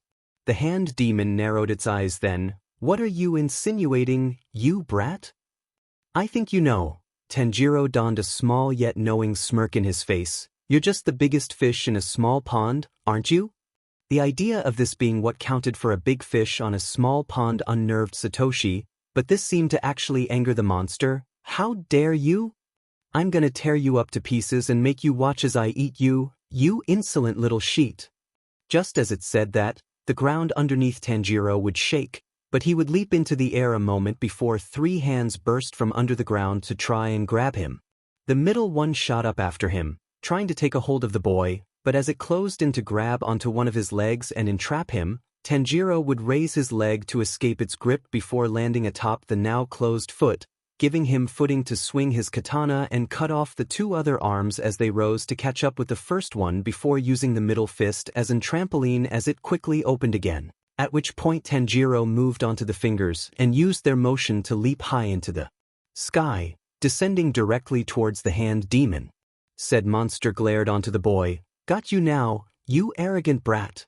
It cried out as several of its arms morphed together once again, this time shooting out his hand big enough to easily take a hold of Tanjiro and break his spine with a single squeeze. Satoshi watched nervously as the crimson-clad boy wielding his sword found himself in an impossible situation, seemingly unable to dodge the attack midair and avoid being crushed. Only he remained as calm as ever, and as the massive hand approached, ready to grab him, he only swung his sword, severing 4 of its fingers in a moment, from index all the way to the pinky, before grabbing onto the side of the thumb and using it to pull himself up and land in the back of the large palm, followed by dashing down the length of the massive arm and towards the hand demon's head. This seemed to really make the demon panic, as he now saw a demon slayer finally closing distance on it once again, and sprouted several more hands along the length of its massive fused arm in an attempt to halt Tanjiro, but proved completely unsuccessful, as every single rising arm was easily cut down by the young swordsman without barely slowing him down. Finally, he leapt, closing the distance between himself and the demon's head all the way. Satoshi held his breath, knowing this was the moment of truth. Tanjiro had managed to do everything he'd failed in doing, but was yet to overcome the biggest hurdle of cutting through the beast's fortified neck.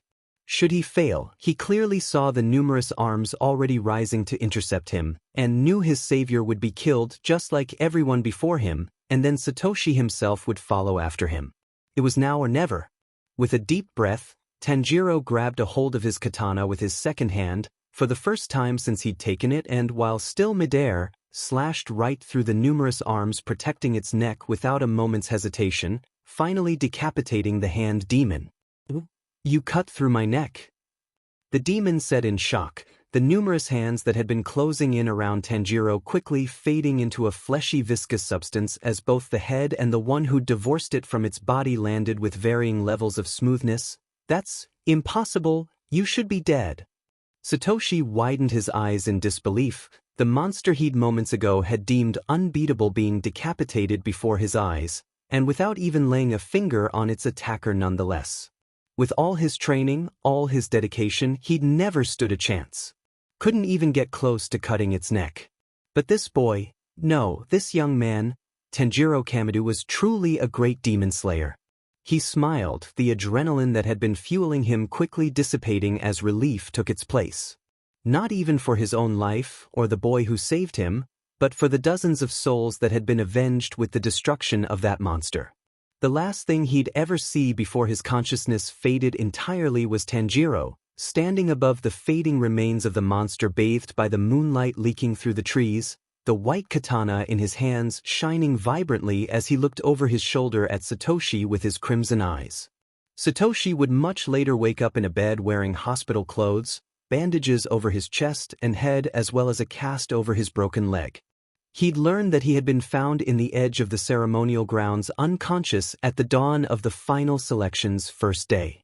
Despite having failed the selection on grounds of deserting, he was just relieved to have escaped Mount Fujikase with his life. Still, he couldn't help but think about Tanjiro, how he'd not only saved him, but almost certainly had carried his weight down the mountain to safety. Despite all his strength and hard composure, he was still very kind deep down. Satoshi wasn't worried that he would be coming down the mountain as soon as the 7 days of selection were over, however. After what he'd seen that guy do, there was no way any demon in that mountain that could bring him down. Luckily, he didn't have to wait for news. For the 5 days that he spent conscious in the improvised infirmary set up by the demon slayers conducting the selection, he'd heard that 8 more people that had come down the mountain, 2 of which had stayed a short PRD providing Satoshi company in the infirmary while they healed from their own wounds. Both of them had told him the same thing, basically, about the crimson-clad boy with the white blade that had saved them from demons. He never told them his own story, and they had been soon on their way back home once their injuries were treated. Not Satoshi though, he wanted to stay there, talk to him again in person. Soon enough a week would have passed, and Satoshi would wake up an hour before dawn, making his way to the ceremonial grounds aided by a pair of crutches. Things would start out somewhat weird when, just as the first rays of light pierced the horizon, a shirtless swordsman wearing a boar head as a mask would leap out from the forest and land square in the middle of the clearing. "Ha! I am victorious!" he cried out triumphantly. "Number 1 once again, Lord Inosuke reigns supreme." Just as suddenly as he arrived though, the boar man had run off as well without even waiting for the officialization ceremony or the other demon slayers to arrive, followed hurriedly by a messenger crow on his tail. Soon after he left, people would begin coming down the mountain, first only a few, but by the time the sun had fully began coming up, a full dozen had gathered in the grounds, all talking amidst themselves, though he couldn't see Tanjiro anywhere in there, so many of them passed. Satoshi thought, feeling bad about his failure at the selection for a moment, only to begin listening more closely to the chatter around him, and from the multiple conversations, he'd gather a thing or two about what he missed. Many were talking about their experiences, and most realized something they all had in common. While during the start of the selection they were being attacked by demons quite often, as time went by the rate in which they attacked seemed to decrease steadily, to the point where by the time the last day rolled around no one could find a single demon roaming the mountain. Satoshi found this odd, as he remembered his father talking about how he himself had dozens upon dozens of weaker demons sent over to Mount Fujisaikane over the years, all put there over the course of the year to make sure the mountain would be swarmed for the final selection. It didn't make sense that they were all gone so quickly. That's when Satoshi noticed him, walking out from underneath the trees and past the wooden poles. Tanjiro Kamadu arrived the last from all successful takers of the final selection, and comprehension dawned on Satoshi almost immediately once he saw him. His crimson cloak didn't show much difference, which was the exception, since all of Tanjiro's white kimono shirt and, less noticeably, gray hakama were both covered by several bloodstains. And given how nonchalant he was about it, none of the blood belonged to him either. Compared to the others around him, Tanjiro seemed to have just walked right out of a slaughterhouse. Remembering the first words he had uttered when Satoshi first saw him was what sealed the deal. Tanjiro was not a tall talker. He made bold claims, seemingly impossible claims even, and then he just went and did it. Be it slaying the massive demon that stood before him or going up a mountain and slaughtering every demon he could find for 7 whole days. He'd never been arrogant, but rather he was undoubtedly straightforward with his goals and how he accomplished them. As Tanjiro walked through the group, Satoshi would take a brief look around to see if someone else in there had noticed what he had noticed, and would find 2 other pairs of eyes amidst the others fixed on the crimson-clad swordsman. The first was a girl with pink-tipped black hair held on by a butterfly ornament, silently gazing at him with hard-to-read yet nonetheless attentive purple eyes. The other was a blond boy with nervous-looking golden eyes that accompanied Tanjiro as he walked through the group. Both were watching him with full awareness of his presence up until he seemed to find a comfortable place on the back of the small crowd.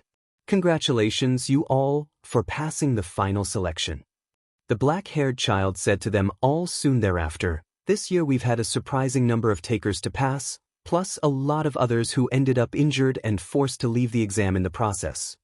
One boy who stood closer to the 2 children only snarled, the scars on his face twisting with his expression as he looked at them impatiently. "Whatever, I just want my sword." He huffed, "So just hurry it up." The white-haired child then said, "Of course, but first there is an order to things. We must provide you your messenger crows, as well as take your measurements for your Demon Slayer uniforms and engrave your ranks. There are 10 ranks inside the Demon Slayer Corps outside of the pillars themselves. Those are, from lowest to highest, Mizunoto, Mizuno, Kanoto, Kano, Tsukino, Tsukino, Kinoto and Kino." The black-haired child then explained, "Right now, having just become Demon Slayers, all of you will be the bottom rank of the Mizuoto." "I don't care about all that rank sheet," the scarred boy grunted, stepping forward towards the children. "I just want to get my FA's sword here." Satoshi narrowed his eyes in slight frustration. Were he among the passers of the final selection rather than an injured participant watching off to the side, he'd definitely step up to challenge the angry-looking boy before he started a fight. Unfortunately, he was in no such position. "Hey!" A voice suddenly came from the back of the group, and the scarred boy, alongside everyone else present, turned to look to where Tanjiro was standing. "Maybe you should tone it down a bit. From what I understand, even a demon slayer shouldn't be out picking fights with children." "He is right." The black-haired child then said, "Demon slayers are expressly forbidden from using their techniques against anyone other than demons under the threat of expulsion from the Corps." The scarred boy turned around at the white-haired child angrily. "Don't you tell me what I can't or can do." He reached out to grab them by the hair, only for his arm to be stopped by the firm grip someone else's hand. "I wouldn't do that," Tanjiro advised, standing right next to him now, leaving every single newly minted demon slayer watching in shock as he'd moved all the way from behind everyone to right next to the boy before anyone could even notice. Satoshi was the only one that chuckled though, finding some amusement in being the only one there who'd truly known just how out of everyone else's league Tanjiro was. The scarred boy was none the pleased though, as he turned to glare at Tanjiro and probably shouted him to let go, but instead met his gaze. There was a short but intense stare down between the two before the scarred boy pulled his arm free of Tanjiro's grip. Whatever," he said with only a hint of nervousness in his voice as he turned around and walked back to join the others. The black-haired child smiled at Tanjiro. "Thank you for that." They said, "Since you are here, maybe you should be the first one to pick the material your blade will be built from." Both children stepped aside then, revealing a table behind them full to the brim with different sized and colored chunks of Nichiren metal scattered about. "It's a nice offer," he admitted, before turning to look directly at Satoshi, locking eyes with him for a moment, "but I already do have a blade. Still, we insist you pick a metal." The white-haired child told him, "It is part of the ceremony after all." Tanjiro paused for a moment, but then sighed, "Fine, but I'd rather not stay for the measuring. I don't intend to don Demon Slayer garbs." He then stepped past the two children and walked over to the table. It took him a moment, as he closed his eyes and apparently tried to sense for the best one, but soon enough Tanjiro had picked out his own chunk of Nichiren.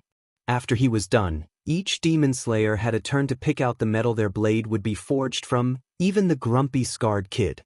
By the time each one had their own metals picked out, the ceremonial grounds would be surrounded by a murder of crows with numerous birds encircling above them. "Now," the black-haired child announced, "you will be receiving your messenger crows. These will be your main means of communication with the Corps, and they will be the ones to direct you on where to go for your next missions.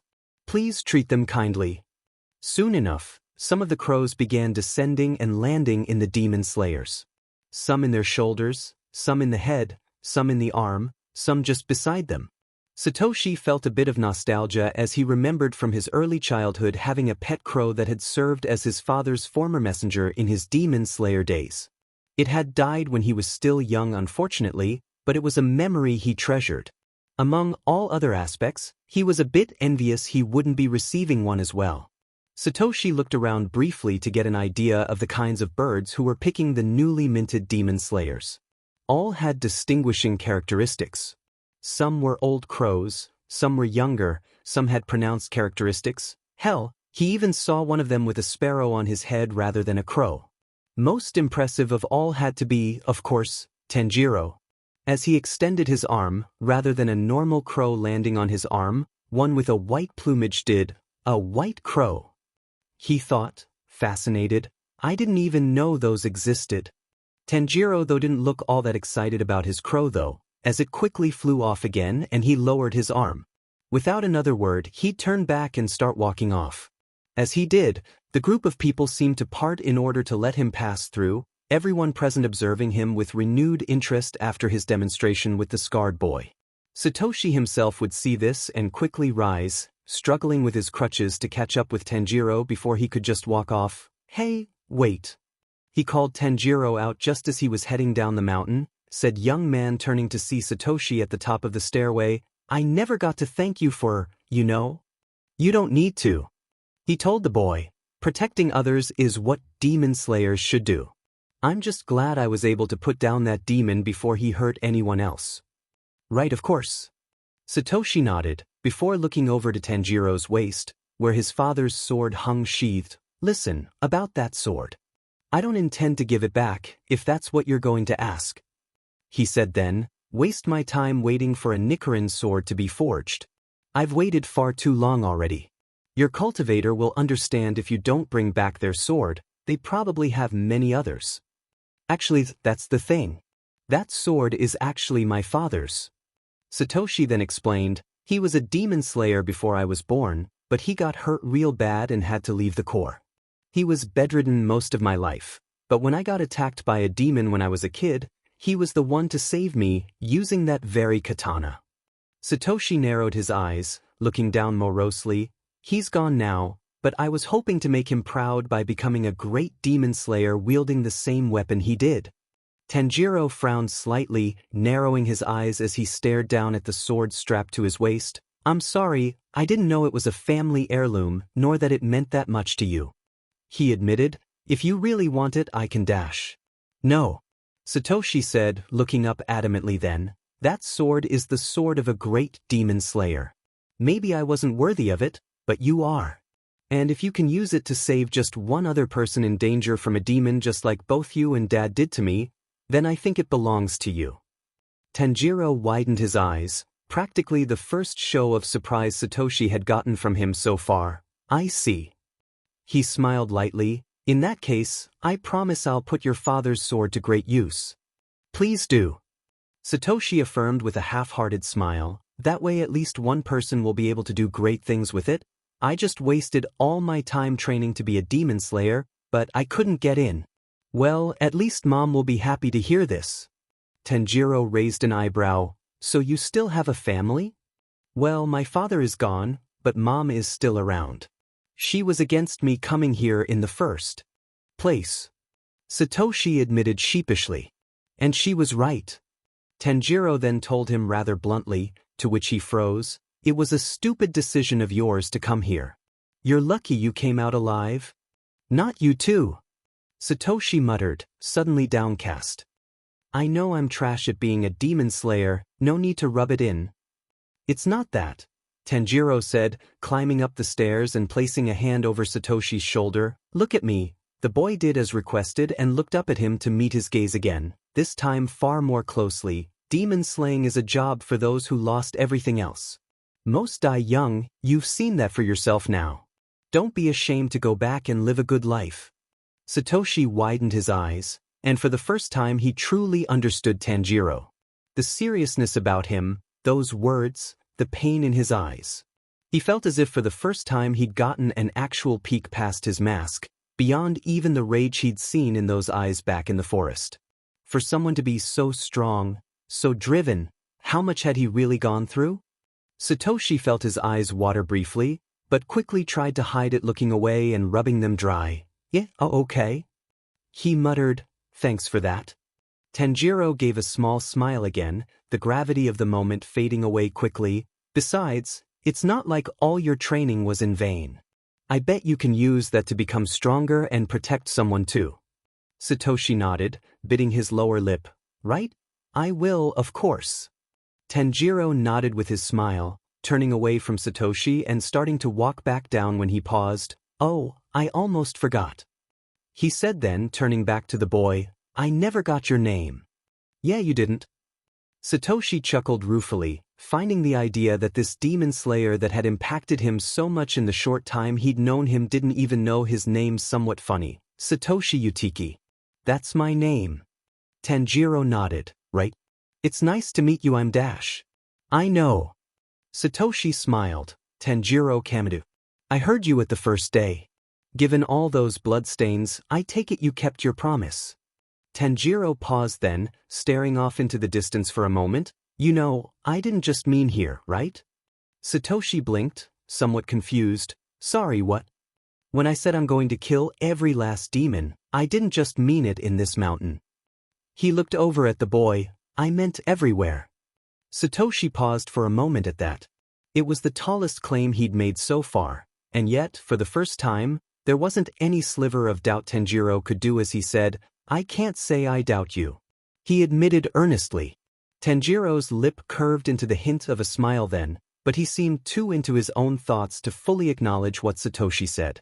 Instead, he only turned around and nodded a silent goodbye to him, before beginning to head down the stairway.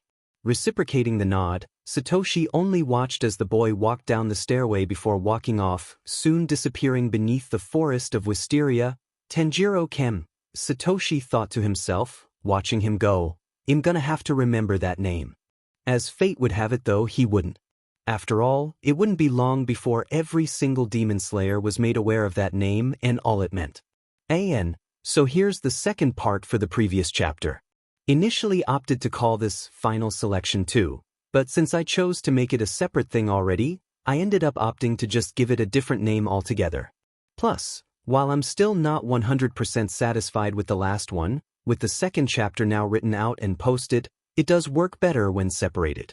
Because while last chapter introduced the 5 senses, this one gives a bit of a better idea of who Tanjiro has become.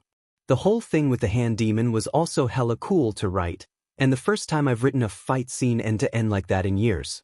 Cool factor aside, there were also some things in this chapter one decided to play a bit with. Like the white crow. Those are actually real, look it up. The only real purpose here is highlight Tanjiro's uniqueness, not to mention it just being a cool-sounding idea. When I first started watching Demon Slayer, I was surprised with how non-special Tanjiro was from the rest of the cast, and that was a lot of the appeal he had for me as a shonen protagonist. Of course, that got thrown out of the window when you get to the Dance of the Fire God and how he actually inherited the best breath style of them all because protagonist. Not that I'm complaining, in fact I'm writing an entire story with that idea far more reinforced than in canon, but it was an initial appeal to the character that ended up being lost, though I obviously still like Tanjiro for many other reasons. What else? Well, I never did reach my 50 follow plus 50 favorite goal. One of those worked, other didn't. Thought of holding off posting the chapter until I did reach those, but that wouldn't be very nice of me. Oh, well, I'm sure I'll surpass it now that I got a cool chapter out. The usual thank you goes for Downward Dive, whose OC name I borrowed for the POV character I used in both this and the last chapter.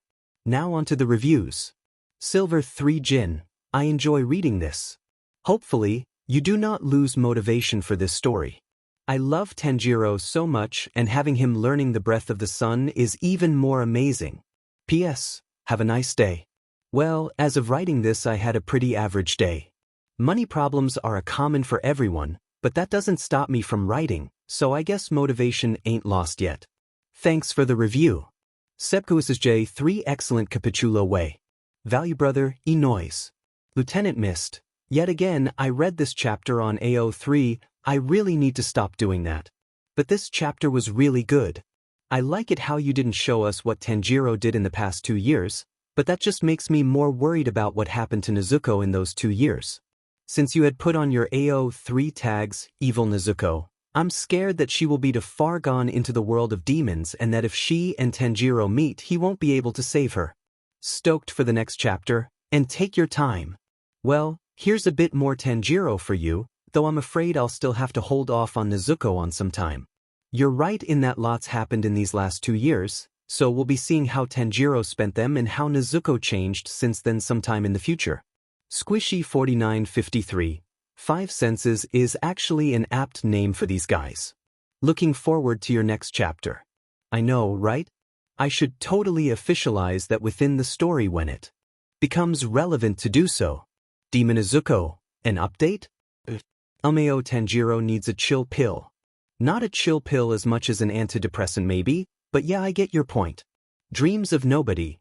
Is Tanjiro going to have the traditional katana as a weapon or will he have more exotic ones like the dual axe and the huge metal ball of death the rock? Stone? Pillar has? Somewhere hidden in the mountains was an old house, long abandoned by the humans that once inhabited it. That however was not to say that nothing lived in it. The house was home to inhumanly creatures, as one such unlucky child could attest to. Kiyoshi regretted being out playing with his siblings at night. Hadn't he done so, he wouldn't have been kidnapped by the horrible monster living in this old haunted house.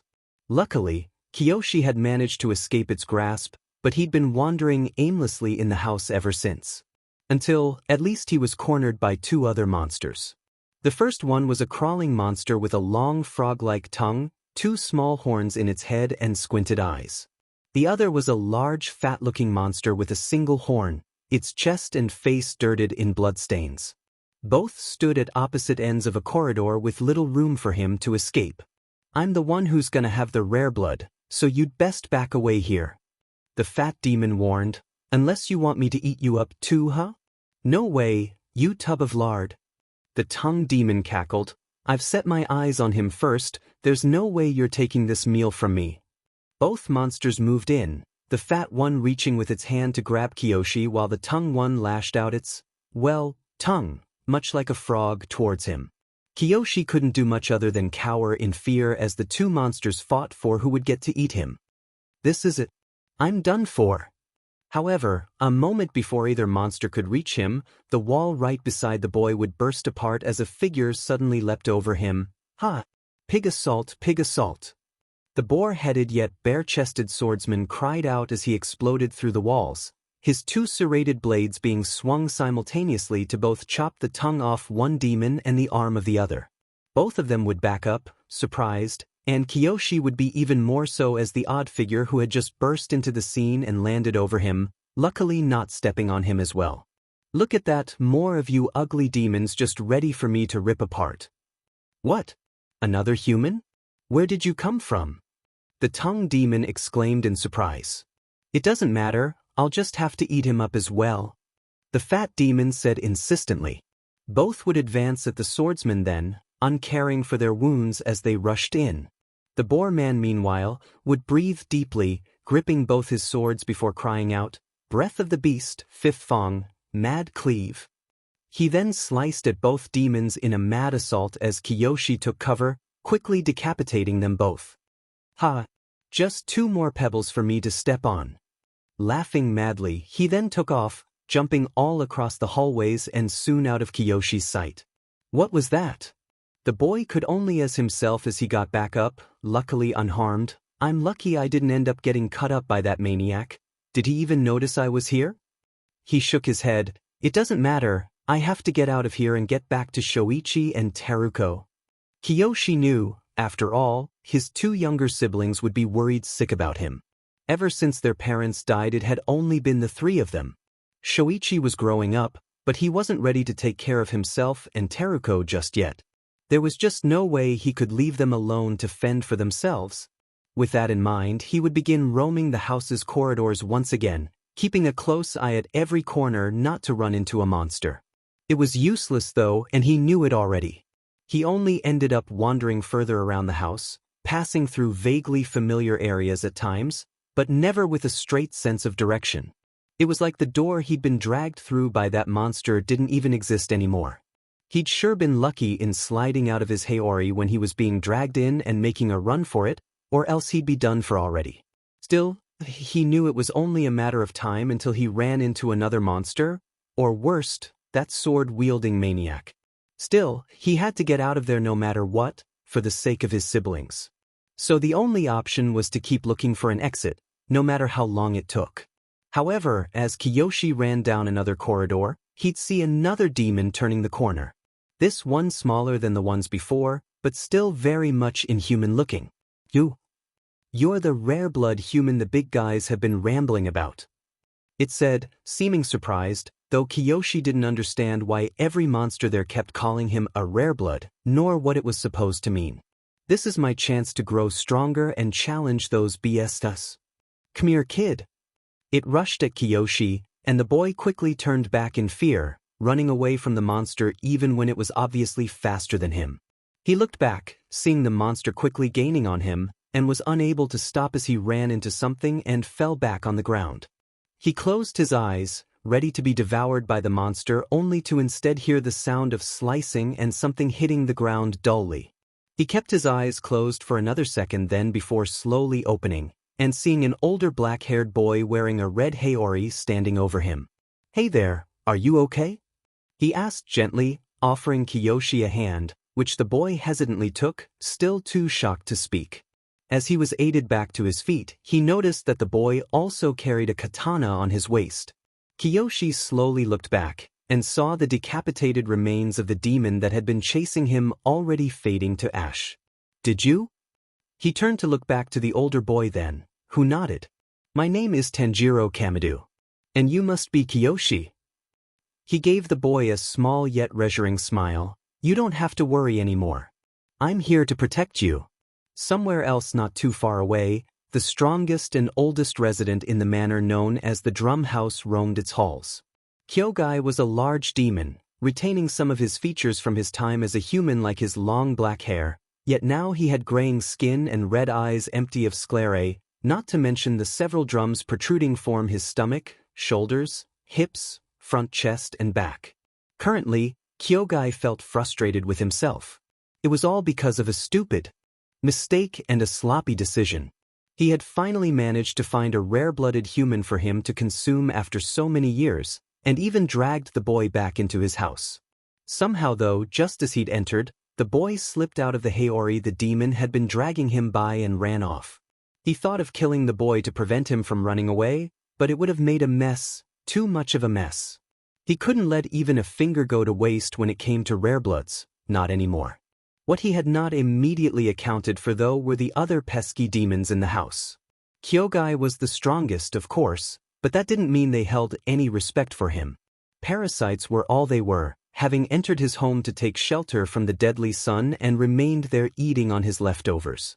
It irritated the old demon, but there wasn't much he could do other than crushing those weaker fools and casting them out of his house into the sunlight whenever they crossed his path.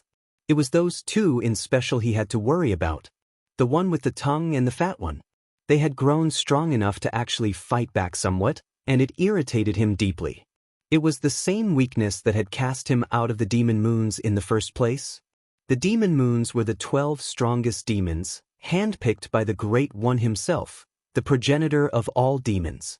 Even being part of the lower moons was an immense honor for any demon, and Kyogai had once been one himself. All demons have a limited capacity for how far they can grow, how many humans they can consume before they can no longer get stronger. He remembered the Great One's words vividly even at this moment. I think you will go far, Kyogai. That is why I am granting you the title of Lower Moon 6. But it had changed. He had reached that upper limit, and no matter how many more humans he ate, his strength had simply stopped growing. And thus he had his lower moon rank been stripped of him. But it wasn't without hope. Humans with rare blood existed, and eating a human with rare blood was like eating at least 50 normal ones. He had tasted a human with rare blood a long time ago, before even becoming a lower moon. He remembered the sudden surge in power he'd received. It was amazing, second only to the blood of the Great One himself. He knew that if he managed to find that boy, he would be able to finally become stronger and regain his rightful position as a demon moon. I must find him, he mumbled to himself as he walked. Rare blood, I need his rare blood. Where is the boy? Kyogai would continue making his way down the corridor when he suddenly paused, suddenly hearing something. It was still somewhat far off, but he could definitely hear it. Footsteps were heading this way, running footsteps. Haha. He'd then hear the laughing, coming through. I can feel another one of you bastards close by. Out of the darkness, the boar man would emerge, dashing head-on towards Kyogai, his two blades already at the ready to slice down the demon ahead of him. Another one of you? How dare you enter my house without permission?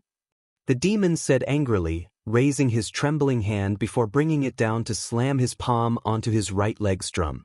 Immediately, gravity seemed to shift to the wall in front of him, which meant Inosuke would suddenly be running up a 90-degree angle, leading to him quickly losing momentum and beginning to fall back down. What the hell is this? You meddling human? Kyogai grunted out, raising his voice now that he was attacked by this uninvited guest. This whole house is my territory. He then beat the drum on his back, causing both him and the boar swordsman to be suddenly teleported into a much larger room in the house with a higher ceiling. The boar meanwhile would kick himself off the floor and land with a backflip on the wall facing Kyogai, laughing manically again. So interesting. Very interesting, he declared, so you can spin the room around. Around and around. The boar-headed swordsman then pointed his blade up towards the demon. Doesn't matter though.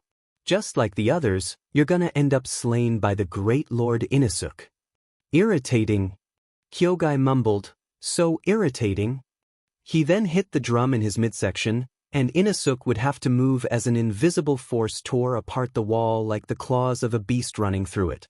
With another slap of his right shoulder drum, the room would move clockwise, landing Inosuke in his right wall, where the boar-headed swordsman would rush in while cackling and jump towards the demon to try and decapitate it again. Tricks like that aren't gonna stop me from cutting your head off, he declared, swinging his blade, only for gravity to be switched again to the front as Kyogai struck his right leg drum, causing Inosuke to miss his swing, start falling back again, followed then by the left shoulder drum, leading to the gravity of the room falling then to the left wall, with Inosuke crashing down somewhat roughly. That's a cheap trick, he declared angrily, even as he dodged the invisible attack created by Kyogai's midsection drum. Fight me properly, you coward. Inosuke tried rushing the demon again, but just as he prepared to jump in and attack, another drum slap would force him to dodge Kyogai's claw attack, and before he could dash in again, a slap to the left leg would switch over the gravity of the room to the wall behind the demon, leading to the boar swordsman to start falling once again. "Not this crap again," he exclaimed annoyedly as he fell. "No more. No more. Take this." Inosuke spun around and tossed one of his swords at the demon's back as he fell down. It hit its target, piercing Kyogai's back drum, its tip emerging through his chest, causing the demon to stumble forward, his blood dripping along the edge of the blade and down to the ground. You hurt me. You destroyed my drum," he said in shock. Serves you right," Inosuke declared, kicking off the ground and to the ceiling back and forth, starting to wall jump his way back up towards Kyogai. "Unforgivable, unforgivable." The demon grunted out, blank eyes suddenly widening. "How dare you, you damn inhuman?" He angrily struck another drum to flip the gravity to the ceiling then, before switching over to his midsection drum. Inosuke landed, barely able to readjust from his wall jump to narrowly dodge Kyogai's invisible attack, ripping apart the ground he'd stood on, this time 4 claw marks emerging where it was previously only 3. "Close. Too close," exclaimed, dodging and preparing to jump off to Kyogai once again, only for him to lose his balance as gravity went back to normal and he began falling to the ground. Inosuke did manage to switch his balance to land properly, and immediately dashed towards the demon. Another slap to his midsection would cause the claws to tear at Inosuke, though he narrowly dodged again, this time by jumping over both the attack and Kyogai himself. He would grab a hold of the katana he'd stabbed through the demon and yank it out while swinging his other sword to try and decapitate Kyogai, and while succeeding at the former, would be unable to follow up with the latter as a palm was slammed onto the midsection the same way as it would with one of those drums, sending him sprawling across the room and away from the demon, though now with his 2 katana at hand. Inosuke though would rise again quickly, laughing joyfully. "You're good. Real good.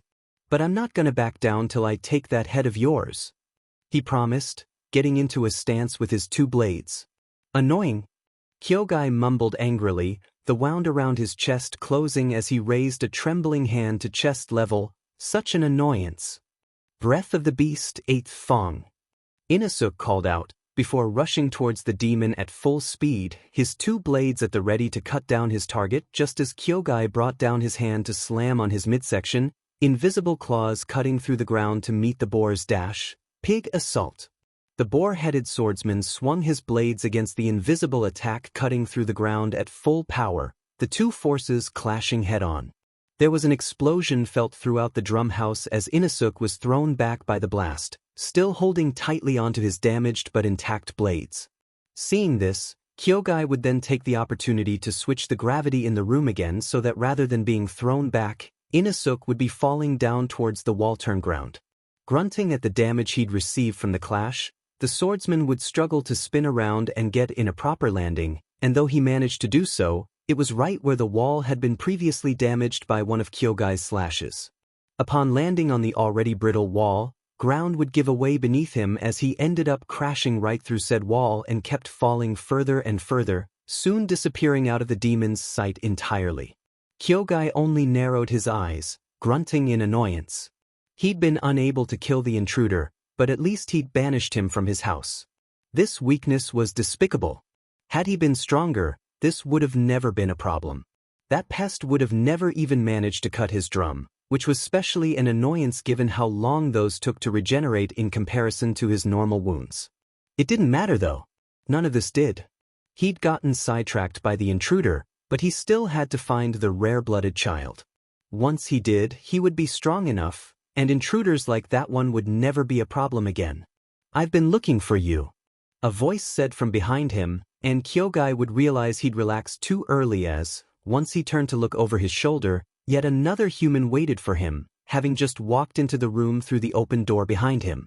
The newcomer was different from the first one. Rather than animalistic and wild, this one wore a white and gray kimono under a red haori, his red eyes seemingly sizing up the demon before him from underneath his long black hair, with a pair of Hanafuda-looking earrings hanging from his earlobes. "You're the last demon left," but you also have the strongest smell. I'll take a guess and say you're the house owner, aren't you? Kyogai grit his teeth, turning around fully to face the newly arrived human. Another one of you pests. He grunted out with his increased frustration. You keep entering my house without permission, such an annoyance. Must I rip you apart to finally get things my way? Yeah, he said nonchalantly, resting a hand over the katana sheathed on his waist as he took a step towards Kyogai. Let's see you try. Barely could he finish saying that before the demon hit the drum in his midsection, and invisible claws tore up the ground before the human, only for him to casually sidestep the attack with perfect timing, dodging all 4 of the claws without even getting his haori ripped by it. His resting hand took a proper hold of his katana's hilt then, and the swordsman would move in at his target. Kyogai widened his eyes at the speed at which his opponent moved, easily faster than the boar had been. He would barely have time to slap one of his drums twice and switch up the gravity to the ceiling as the human reached him, drawing his blade already aiming for the neck, only for his feet to suddenly leave the ground, causing him to miss his attack entirely. Kyogai would take advantage of his surprise to grab a hold of his ankle with one hand and use another hand to slap one of his drums and reverse gravity again, aiming to slam the human back down on the ground full force and rip him apart with his claws before he could get up. Except when he brought down his arm to slam him down, he'd feel a sting of pain at his wrist, and the swordsman would backflip away from him, using the momentum of his swing to land a safe distance away alongside Kyogai's maimed hand. So that's your demon blood art then? He noted, rising back to his feet with his white-bladed katana in hand. You can switch around gravity in this room and attack with that invisible slashing technique. You seem big, but given that flimsy grip at yours, you're not that strong physically, meaning your attack range is very limited. For someone who's supposed to be the strongest demon around, you're still quite a disappointment, you know? Though he should be impressed by how quickly the human had figured out his technique from just that brief exchange, Kyogai was instead overcome with anger. How dare you? He grunted out, his teeth gritting and his body shaking in pure anger. He was weak, he knew that, but he wouldn't take that from this absolute nothing of a human. Fast as he might be, Kyogai was still leagues above this trash, and he felt like showing him just how much. I don't care any. The rare blood can wait. I'll rip you to shreds myself. He told the boy as he placed a trembling hand over his own face, his right eye rolling down from the back of his head to reveal the crossed-out kanji for the number 6 in his right eye. It'll be my first step in returning to the 12 demon moons. This didn't have the expected effect on the human though. Rather than him trembling in fear and asking for mercy, his eyes only widened for a moment in surprise, before then narrowing. So, you are, or rather were, lower moon 6, huh? I see. He then opened up a small, yet very pleased smirk. This is perfect. Exactly what I've been looking for. You're the ideal messenger for my cause. Though still angry, Kyogai was now confused too. He hoped to intimidate the human by revealing his pedigree as a former demon moon, and yet that only seemed to encourage him. Was he that over his head?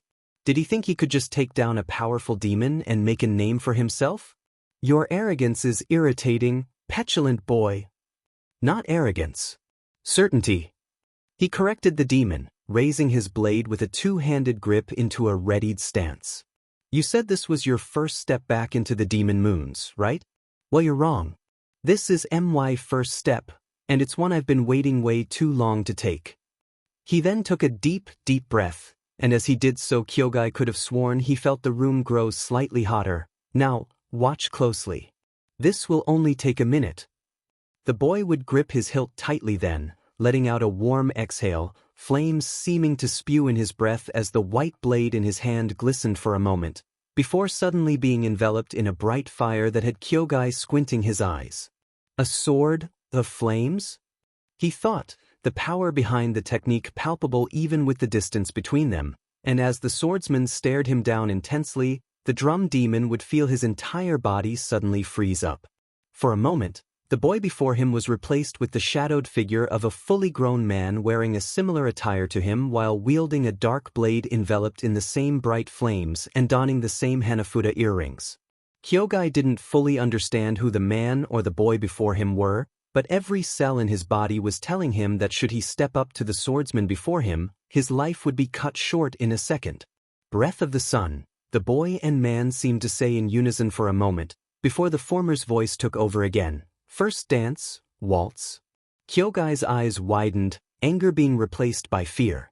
He knew one thing above all others: he had to keep this human away from him. The demon slapped one of his drums twice with his regrown hand just as the demon slayer rushed him.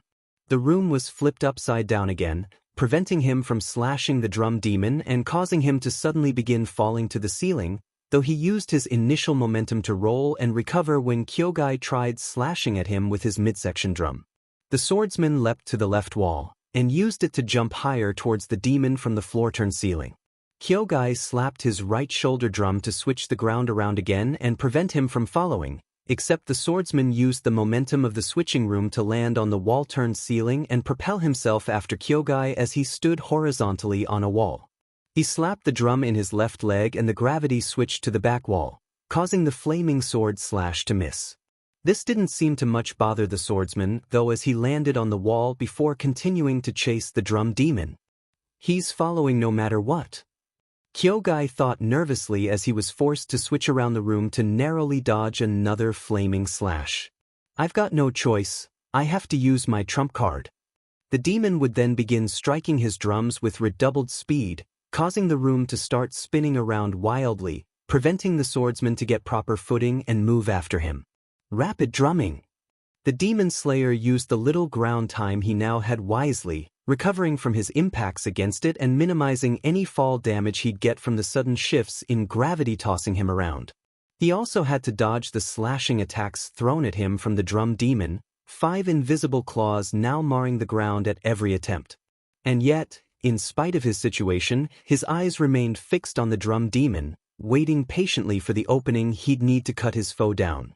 Seeing this, Kyogai decided he needed to end the human before he got the chance he was waiting for, and switched gravity from his front wall to the ceiling, sending his opponent sprawling across the ceiling-turned floor and into one of the walls, before finalizing his drum solo by striking his midsection drum with both hands simultaneously, 10 invisible claws blindsiding the demon slayer from both sides, and crashing together in the corner of the room, ripping apart the wall and raising a cloud of dust.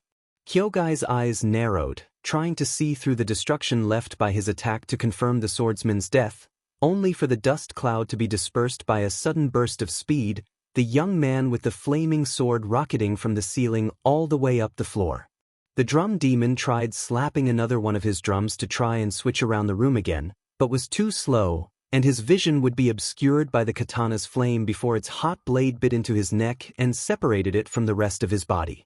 Gravity returned to normal, the swordsman flipping around to land on his feet while Kyogai's head just hit the ground dully with shock on its face, soon followed by his body as it stood for another moment before balance left it to collapse as well.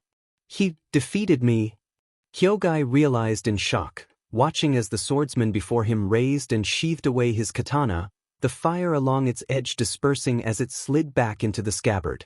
This is not how it's all supposed to go. I was supposed to grow stronger and stronger. I was going to become a demon moon once again. I was finally going to matter.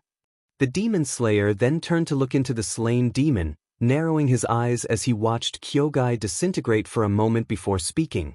I don't know if you'll be listening to this, but I'll say it anyway. He declared to the former lower moon, much to his confusion, this is just the beginning. A preface to my actual mission. Soon enough I'll start going after the actual demon moons, hunt them down one by one.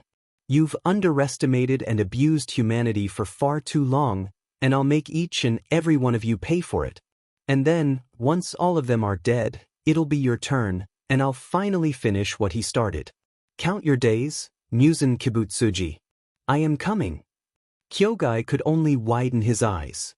At hearing that, this human was not speaking to him, he was speaking through him, and issuing a challenge to the Great One himself nonetheless.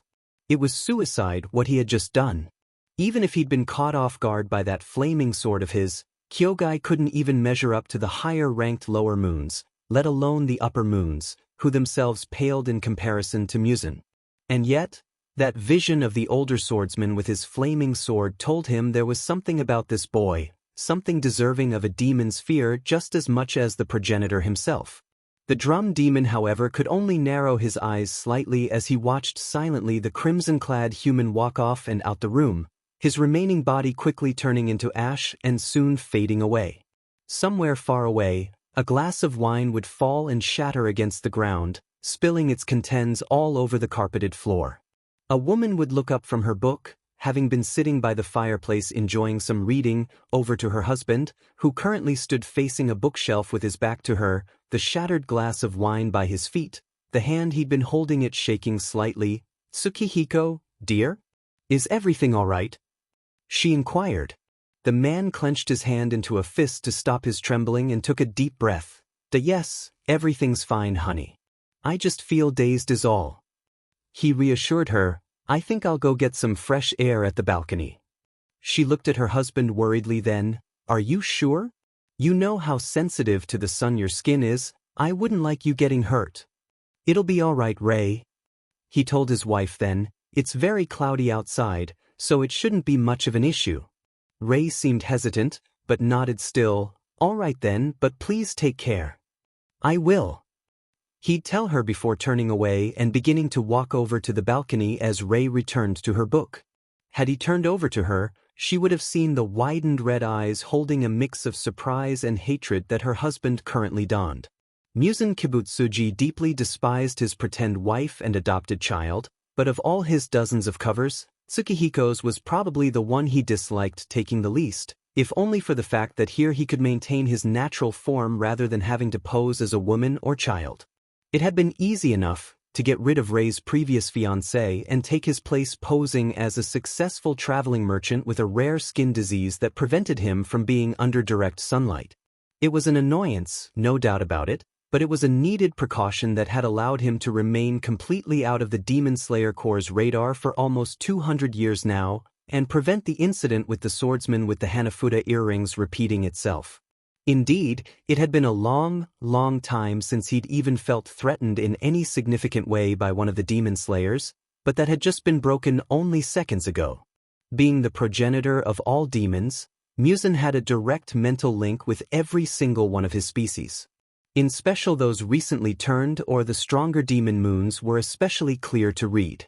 Any time one of his demons died though, he was made known through their link. He even was made aware of their last moments before death, though more often than not these demons were too insignificant for him to even care. Kyogai would be the same were it not for the way in which he died. Kyogai had been a blunder of his admittedly. He thought that, with his spatial manipulation techniques, the fool might have been able to eventually develop his demon blood art into something similar to Nekheim, which allowed her to freely control the entirety of a pocket dimension. He'd even granted the demon some of his blood and a rank at the bottom of the lower moons. Unfortunately, Kyogai proved another disappointment, his potential maxed out in just a couple years, so he had stripped him off his rank and left him to his house in the middle of nowhere in the off chance that he would be able to kill at least a few pesky demon slayers should they come across him. Pathetic as he might also be, the one filling his rank right now proved to have far more potential than he ever did.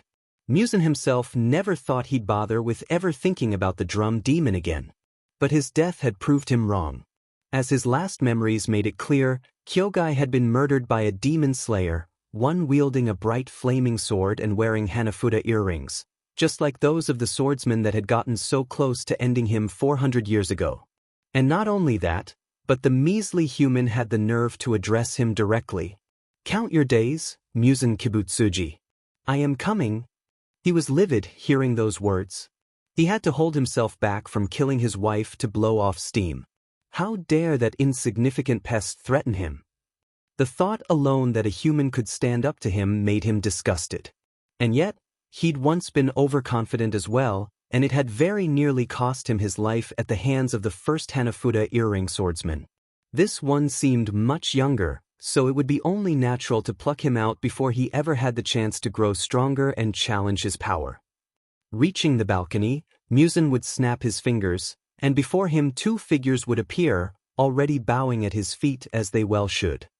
"We live to serve you, master," the male demon declared, What is it you desire?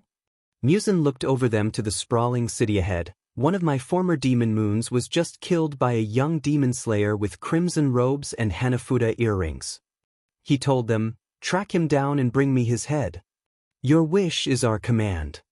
The female added, before both of them disappeared again as if they had never been there to begin with, leaving their master alone in the balcony staring off into the city. Inosuke Hashibara woke up with a start, breathing heavily from underneath his boar head. He quickly realized he was sitting right outside the house full of demons he'd entered earlier. The last thing he remembered was fighting that weird bongo demon, and then the ground collapsed and he fell, and then there was sunlight for a brief moment, before he hit his head hard as he fell on the ground and got knocked out for a bit. Grabbing both his katana beside him, he jumped up to his feet. In it. That beast managed to kick me out of the house. He raised his swords wildly to the air. I'm gonna get back in there and kick his butt. He then stopped and stared off into the side, where he noticed two kids some distance away from him, hugging each other, staring at him fearfully. What? Inosuke called out to them, pointing his blade at the two, which in no way made them any less scared. You wanna fight too? Oh, please don't eat us, Mr. Monster. The boy said, hugging the little girl beside him tighter as she sobbed slightly. Boring, was all Inosuke said before he turned to go back into the house, only to notice something emerging from the front door.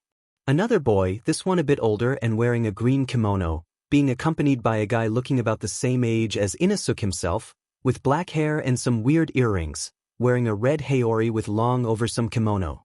What really caught the boar's attention though was the sword strapped to his waist.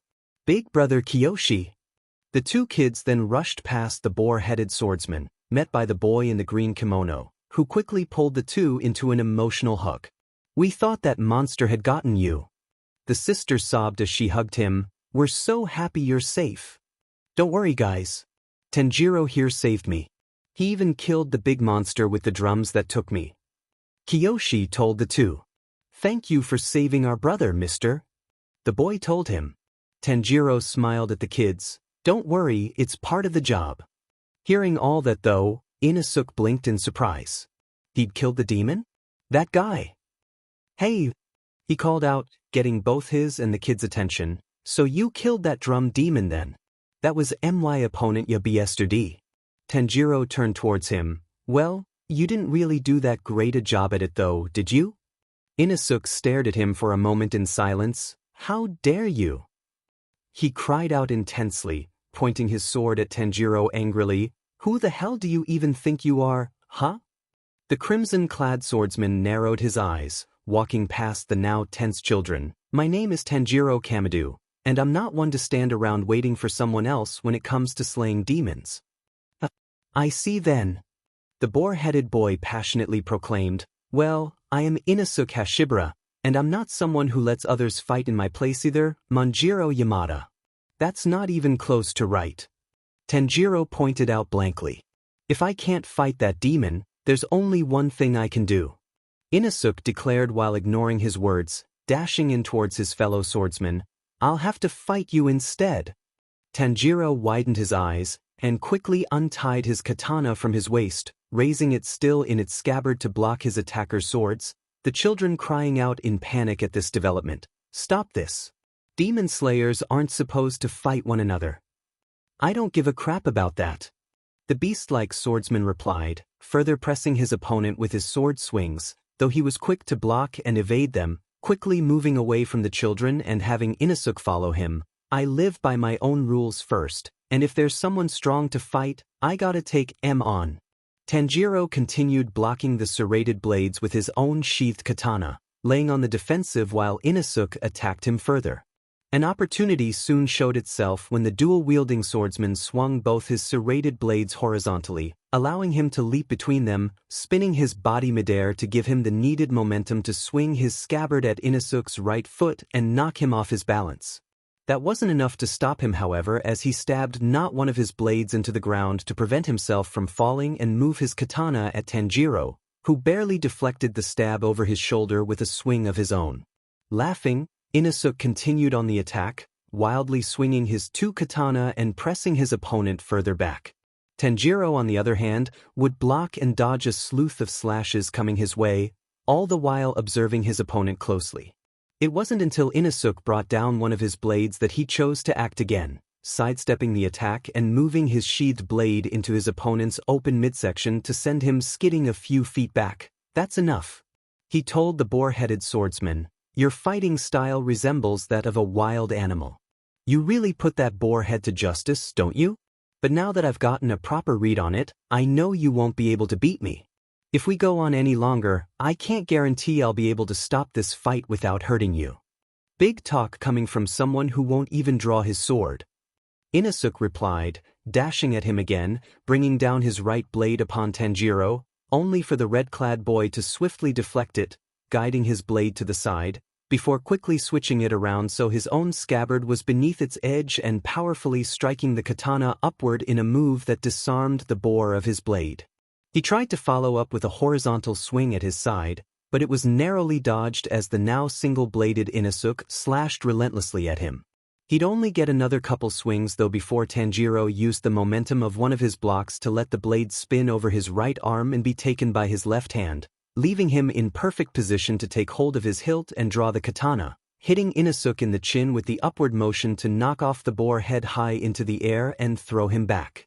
The now unmasked swordsman landed back first and grunted, struggling to rise up, only to have a white blade of Nichiren pointed at his chest. "Now, surrender." Seeing Inosuke unmasked for the first time caught Tanjiro off guard. From his opponent's demeanor, it was easy for someone to imagine the man behind the boar might be quite the brutish type. For Inosuke, though, it was much the opposite.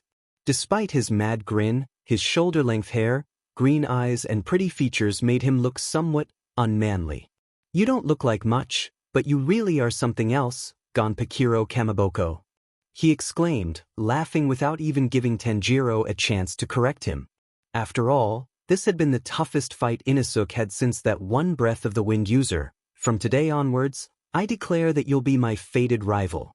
We'll call this mighty clash a tie for today, but next time I'll beat your butt down to oblivion." "A sure thing," the red-clad boy said as he lowered his blade, unsure of exactly how to reply. "HM? Is something disturbing you?" he asked with a raised eyebrow.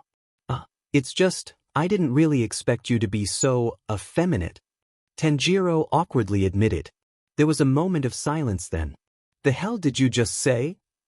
Inosuke moved and ready to dice up his newly declared rival to bits, only to be stopped midway when the hilt of a katana struck his temple with great force. He would fall down to the ground, quickly losing consciousness again, though before he did he would faintly hear one more thing just as everything went to black.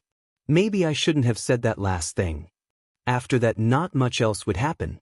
Tanjiro would talk to the kids a bit, a white crow landing on his shoulder and spitting out a small sack of wisteria to the oldest boy after a brief explanation of what a rare blood was. After that he would just bid them farewell and begin walking off again, leaving them and the unconscious boar man behind. Before he did though, he would stop, seemingly stopping to sniff something. He would look off into the trees for a moment before narrowing his eyes, turning away and walking off. Somewhere closely though, hidden from all sight behind a tree though, a blond boy in a yellow haori collapsed by the side of the tree, panting nervously. "Did he see me? Man, I hope not." The boy thought, allowing himself a sigh of relief. "Those guys are monsters. I was 100% right in not getting inside that scary place and letting those two handle it. 200% even. Hell, one of them even had a white talking crow. That's way too crazy." He stopped and looked down then, narrowing his eyes somewhat morosely. "Those are the real demon slayers, not a weakling like me. I don't even know how I managed to pass the final selection. If it were up to me, that kid would have ended up eaten for sure." He sighed, looking up at the sky from between the treetops before muttering to himself, "You're a disappointment, Zenitz. I know at least one person reading this will at least think, boy, this guy sure likes to skip entire arcs. First Tanjiro's training, now Asakusa and the Swamp Demon. Well, I hope so anyway, or else I'm reading this for no reason. Point is, that's the whole chronology effect I talked about in the last author's note.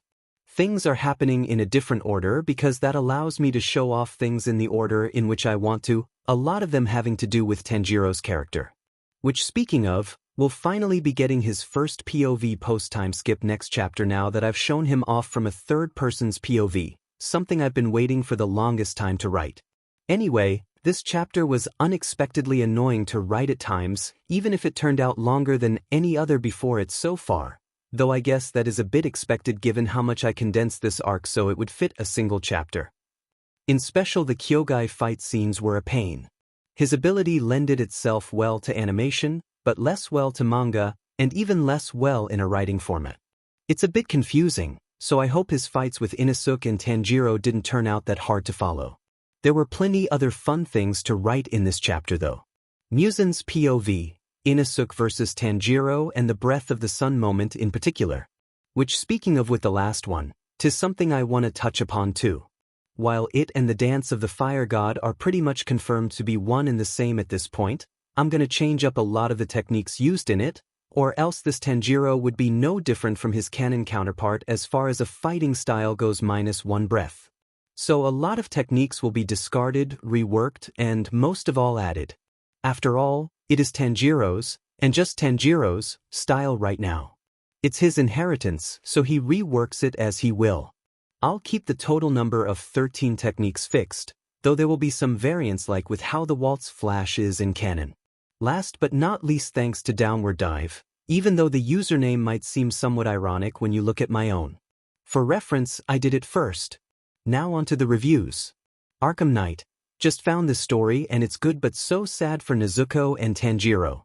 Really like how Tanjiro personality has changed but still protects others. Great chapter and story. Yep, I do love writing this Tanjiro too. In time, other characters will have their changes, but for now he's the big outlier in a world that's still fairly close to canon. T0 Room Crown. Nice. I like the chapter even though I'm super curious about Nezuko. I'm sure you are, and so are many others. Well, to be perfectly honest, you're all gonna have to be patient for another couple arcs. Megactra 100. Nice chapter, can't wait for what you're going to do next. Hope this didn't disappoint. Demon Nezuko. I love seeing people use the butterfly effect. It's always so cool to see what might happen if this happened instead of this. I really like the fight scene. Nice chapter. I can't wait to see how you will change the timeline. Thanks for the feedback, though I'd appreciate if you stuck it all to one single review next time rather than posting those separately, since it inflates the review number and doesn't let me accurately tell how many people are providing feedback. Lieutenant Mist. This time, I didn't read it on AO3. Success. I never actually knew that White Crows existed, but I like it how you showed that Tanjiro is unique through that scene, and not only because he has learned the Breath of Sun. Holding off on Nezuko's appearance makes me want to bite my nails, but I'll be patient and wait. God bless you. Thanks. Like I said to another reviewer, everyone's gonna have to be patient for Nezuko's return to the story, but it's definitely coming. Econic. Man, love this Tanjiro already. Nothing wrong with the canon Tanjiro though, just like how Tanjiro basically became Goblin Slayer instead of Mr. I just want to save my sister. That's not a half-bad comparison actually. I mean, sure, Goblin Slayer is far more single-minded as far as killing goblins go, but their dedication to their craft is comparable. Dutsieg, nice update, genuinely surprised that there are less favorites and follows, hopefully with this update there will be more. Good job as always. Ghosts are real in Kanwai. I wonder if Tanjiro knows that Yorichi is actually a ghost. It also makes sense that Yorichi's ghost is present at Tanjiro's mountain considering he is Tanjiro's ancestor friend. Just like Urokadaki's student's ghosts that stays at Urokadaki's mountain, it's just fitting that Yorichi's ghost stays at his friend home to watch over his descendant and help them. I forgot to say this, I'm really looking forward for the next chapter. Good work. That's almost but not quite how ghosts, specifically Yorichi, are gonna work here. Good guess though. Plus 70 favorites and 64 followers as of me writing this seems like good feedback for only 3 chapters. Definitely beat my bet by now. Majiku, I'm really interested how this story will go. Keep up the good work. Tanjiro Kamadu found himself in a situation all too familiar to him. It was dark, cold, and the wind was blowing strongly on his face, which made traversing through the snowy forest difficult. Yet it was a path he knew by heart, having walked the half-an-hour pathway from his house in the mountain to the secluded forest clearing every night for over 2 years. As usual, he'd realize he was approaching it once he saw the faint lights in the distance, which grew and grew as he got closer, until they were discernible as 13 lit ceremonial torches set in a circle around the clearing. In its middle stood the old man, wearing the same kimono and haori as he had the day Tanjiro met him, seemingly observing him with those blank eyes from under the marks on his forehead. "So you've come," Yorichi noted. "I asked you to think about my proposal. Do you have your answer?" Tanjiro pursed his lips while trying to ignore the cold, neither the circle of torches nor his checkered haori doing much to protect him from the frigid nighttime wind. "Yes. I do." "I see. In that case." Yorichi raised his arm, holding something Tanjiro hadn't noticed before. A bakken, a wooden training blade shaped like a katana.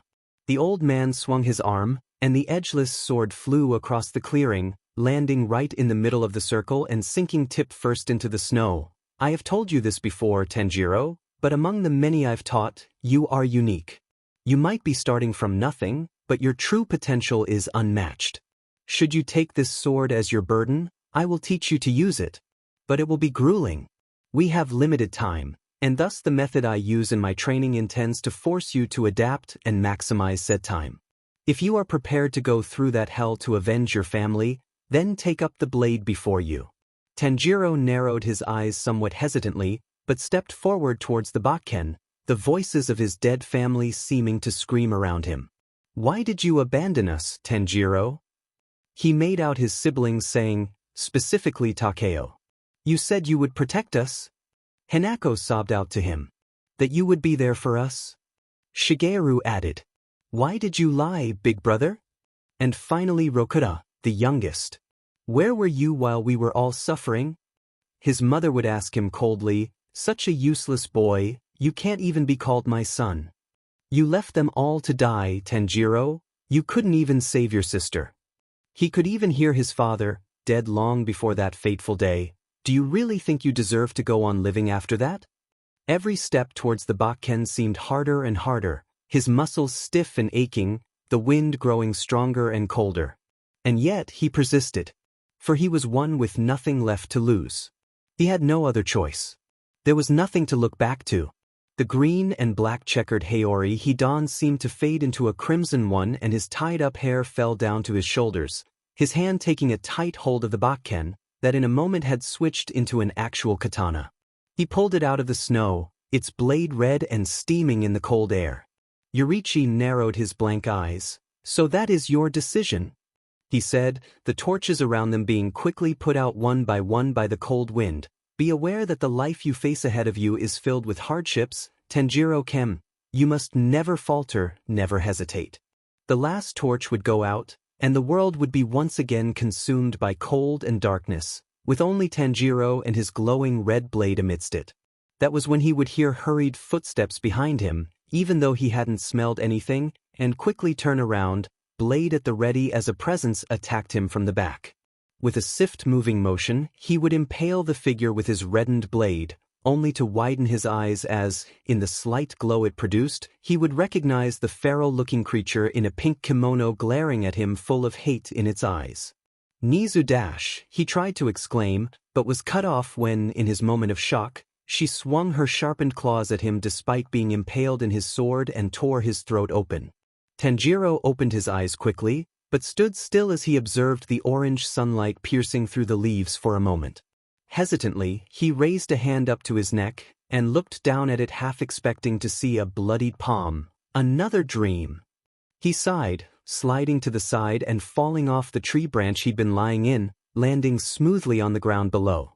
The sun was setting in the horizon above the small town that was just down the road from where he had fallen asleep in, making for a pleasing sight, not that he was much in the mood to enjoy it after that dream.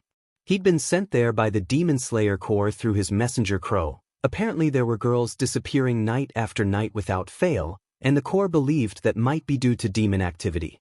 Tanjiro had arrived early in the morning and got some information about the disappearance from the locals. He'd been able to confirm by checking some of the locations where the disappeared girls were last seen that there was indeed the scent of a demon in the scene. With that in mind, he'd sleep for the rest of the afternoon in preparation to go hunting for the demon that night. Such a routine was only natural for a demon slayer, and had been one of the first things he'd been taught training to become one.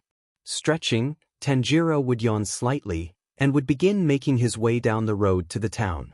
Upon reaching it, he would stop to get some food before he started his patrol around the place, and by the time he moved on, the setting sun was already gone and night had fallen, thus beginning his work. Demon Slayer work was not always the most interesting. Tanjiro spent a lot of time just roaming around the town, sometimes trying to sniff out something, but mostly just waiting for any sign of the demon to appear. It was nearing midnight as he mediated atop a rooftop somewhere in the town, most of the streets emptied by then. That was when he opened his eyes suddenly, his nose catching a faint whiff of the same scent he'd felt on the location of the abductions. He rose to his feet then, looking around briefly to determine where the smell was coming from before running off. After it, leaping from rooftop to rooftop, trying to narrow down his target's position. He would eventually stop near the edge of town when he'd make out something else mixed with it. The smell of a human, specifically, a girl. "Got you now," he muttered, leaping down to the small emptied street, hand on the hilt of his blade as he focused on his sense of smell. Despite him neither hearing nor seeing anything out of the ordinary around him, there was no fooling Tanjiro's nose. The demon he was searching for was nearby. And that was when the smell grew stronger and he leapt away just as a hand rose from a dark puddle that formed in the ground and tried to grab his leg. He would turn to face the dark puddle then, hand already at the hilt of his sword. And soon enough, more than just a hand rose from it. Emerging from the dark puddle was the demon, its long hair dark blue and its eyes purely red, with a single horn emerging from its veiny forehead. This was the one Tanjiro had been searching for, evidenced by the unconscious young woman he held under his arm, his other clawed hand pointing at her throat. "Get back!" It warned him, pressing his sharp nails lightly against her neck, "or I'll rip the girl's throat open." Tanjiro only narrowed his eyes before he moved, and in a moment separated the demon's hand from its arm before he could kill the girl, quickly sneaking his drawn sword in between her and it, aiming for decapitation, though that forced it to let go of her and jump away to avoid being killed. Tanjiro, meanwhile, would take the girl before she could collapse to the ground and set her down gently. "So you're the one who's been kidnapping all the young women in this place? Quite the feeding ground you found for yourself, isn't it?" He then glared at the demon imposingly, rising back to his feet. "Unfortunately for you, it's all over now. Prepare to be slain by my blade." The demon only grinned then, his maimed hand quickly regenerating. "You sure are cocky for such a human with a sword. You demon slayers don't scare me. Compared to him you're all just bugs," it said, causing Tanjiro's glare to intensify. "You should be thanking me, you know. Women are all the same. They reach their prime at 16, and after that they start spoiling quicker and quicker. At this rate she'll just become a nasty old hag, so why don't you hand her over and I'll spare your life."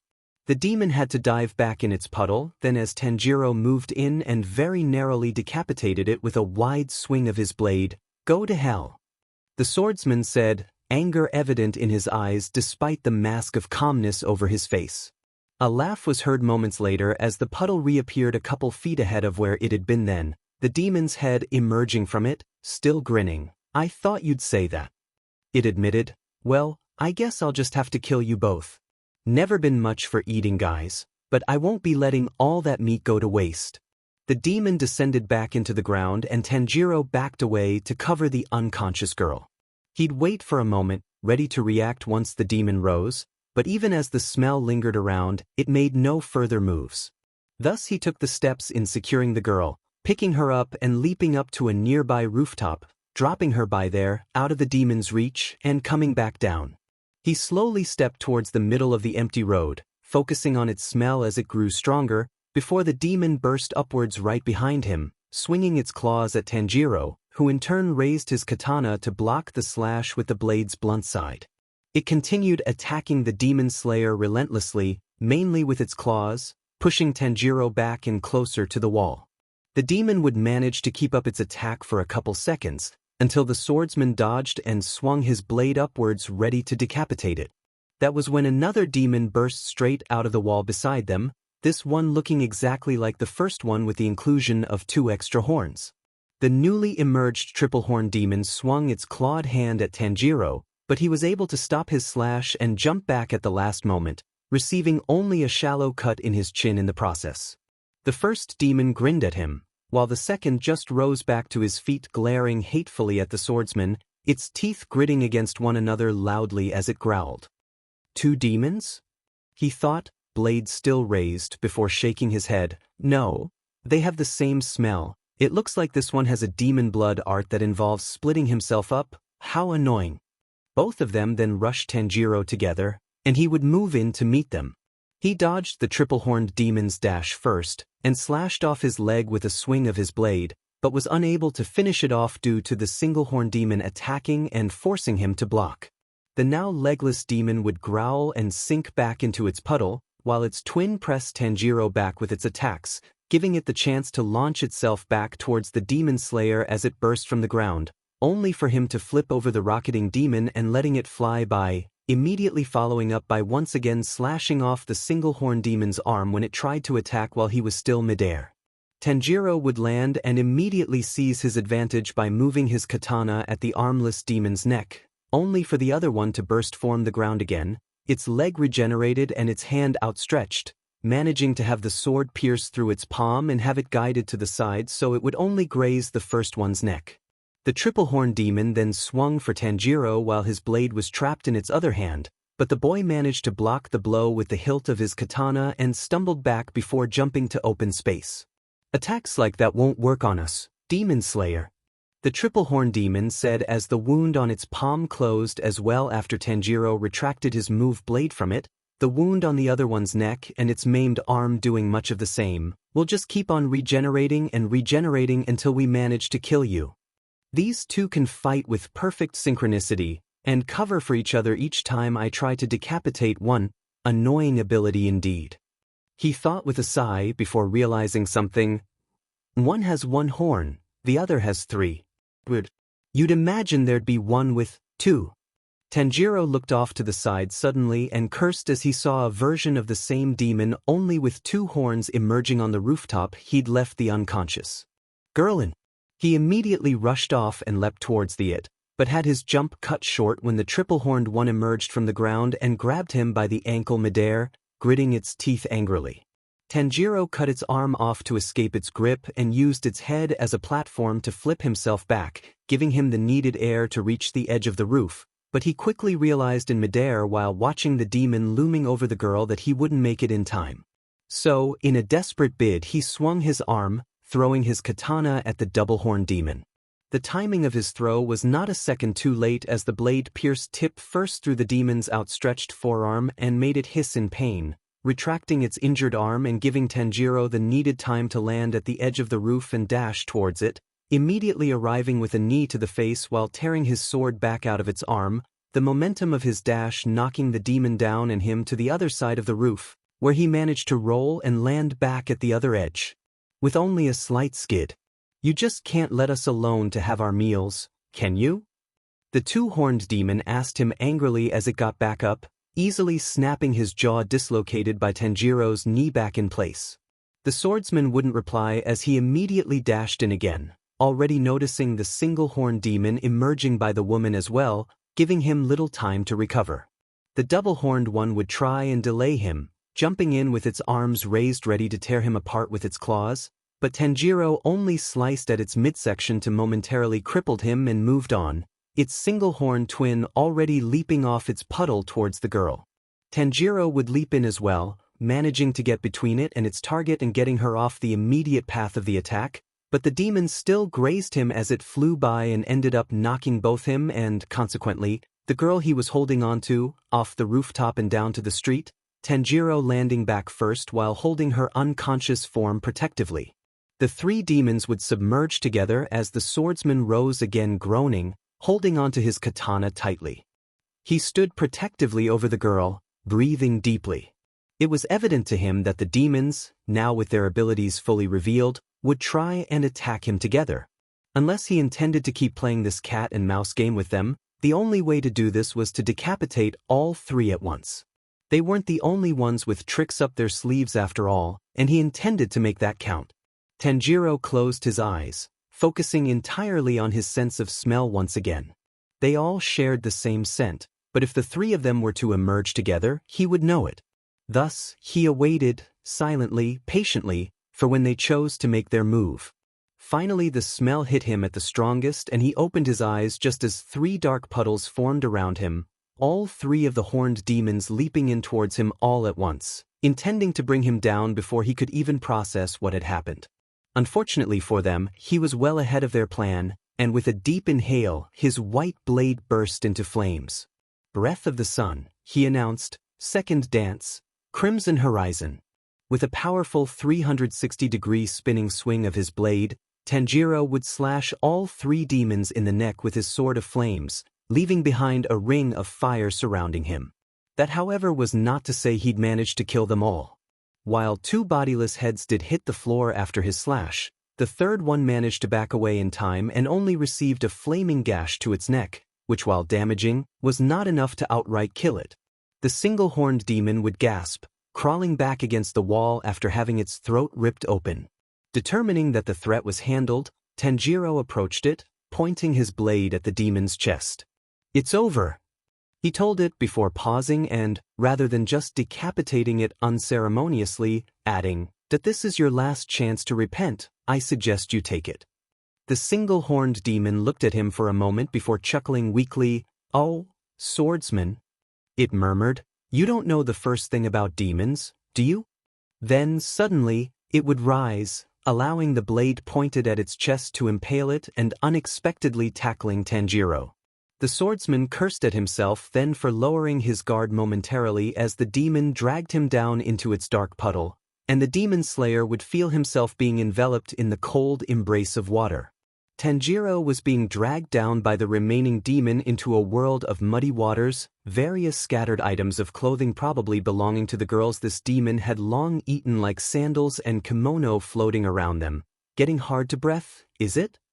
the demon asked smugly, its voice clear even underwater as its hands wrapped around Tanjiro's throat and squeezed while quickly swimming deeper and deeper. "You're in my swamp now, brat. I'm gonna enjoy devouring you and that girl once I finish drowning you." Having the grip around his neck tightened, Tanjiro could only curse at himself for his folly.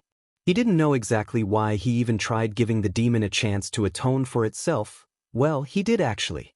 The dream with his sister was still fresh on his mind after all, leaving a reminder of the only time he'd ever tried seeing humanity in a demon. Right now though he could only try and focus on getting out of this swamp though, even though he wasn't getting much of a chance of getting back from the demon and ripping the sword off its chest as it continued gripping tightly onto his neck despite his struggle. With him forced underwater for so long, and being strangled on top of that, Tanjiro was beginning to lose his breath quickly. Knowing he had little option, he gathered his remaining forces for one of his breath techniques, one of the few that could be used in his current situation anyway. Reversing his blade so it was facing upwards, he closed his eyes, ignoring his need for air or the demon gripping his neck, and only focused on putting as much power as he could in the following technique, Breath of the Sun, Fourth Dance. He chanted in his mind as his blade once again seemed to envelop in flames, burning sunrise. Due to a lack of footing, the move showed only a shadow of its true potential, but it did its job regardless. With a sudden two-handed upward slash, Tanjiro would cut through the demon's chest and rip the blade free through its shoulder, forcing it to let go of the swordsman's neck. He would kick himself away from the demon using its wounded torso to rocket himself upward, and would swim as fast as it could, his muscles burning from his lack of oxygen. He would swim and swim and swim. Tanjiro's body screamed at him, but his will to survive prevailed, until he eventually saw the dark puddle that he emerged through and burst out from it. Tanjiro would drag himself out of the swamp, coughing violently as he crawled into steady ground before regurgitating the dirty water he'd swallowed while down there. He muttered, clenching his hand into a fist while panting heavily, F-F-F-F-. The swordsman exclaimed, punctuating every curse with a punch to the ground as he glared down angrily. Because of his lack of caution around that swamp demon, Tanjiro had failed his duty as a demon slayer. If anyone now got hurt because of it, it would be his fault. This feeling of uselessness, of failure, it ate him up worse than anything else. No, I can still catch up, I can't let it go away, he told himself, attempting to rise back to his feet and give chase, only for his legs to fail, leading to him collapsing on a knee. Breaths are what made demon slayers capable of combating demons on the first place, but that by no means left them on an equal ground, as was evidenced by how quickly it had failed Tanjiro when he'd been dragged underwater. It at best made them comparable as far as physical prowess goes, but it did nothing to a demon's regeneration nor its blood arts. When a demon slayer encountered a demon, there were dozens of ways the latter could emerge victorious, from outright killing the slayer, to killing an innocent passerby or just escaping altogether. For a demon slayer, however, the only way to emerge victorious was the confirmed kill of the demon and no further casualties. Nothing more, nothing less. When fighting a demon, you'll always be at a disadvantage, no matter how weak it is. That is why you must always swing for the neck. For a demon slayer, the perfect victory is one achieved with a single quick decisive blow. One of his master's many teachings repeated itself in his head, one he had just blatantly failed in applying against that demon. Out of all his teachings, though, this was one he never really liked much. Perhaps due to the memory of his sister being decapitated in much the same manner. It was, after all, the most marking moment in a day he knew he would never forget. The feeling of uselessness and failure had seemingly brought those memories to forefront, even though they constantly lurked in the back of his head. Useless, Tanjiro told himself, looking down in frustration. You're just useless. Excuse me. A voice suddenly called out, and the demon slayer would look up to see a girl in a purplish-red kimono with white stripes and flowing hair. He quickly recognized her as the girl that had been kidnapped by the demon. My name is Satoko. She introduced herself. Are you the one who saved me from that monster? Tanjiro narrowed his eyes then, and took a deep breath. I guess it wasn't all in vain.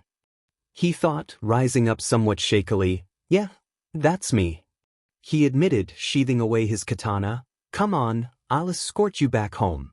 Hours later, the swamp demon would emerge from his swamp in an enclosed part of the forest, where the light of sunrise couldn't pierce through the thick foliage of the trees, allowing him to roam around without the fear of getting hurt by the sunlight. The wounds he'd received from the demon slayer in the red Haori had by then healed, but it would still take some time for his 4 other horns to re-emerge, allowing himself to split again. How dare he? He murmured angrily, dragging himself up and out of his puddle. That demon slayer. He thinks he can just walk into my feeding ground and cut down my copies. I'll rip that fucker apart. He punched a nearby tree to let out his anger, causing it to shake slightly.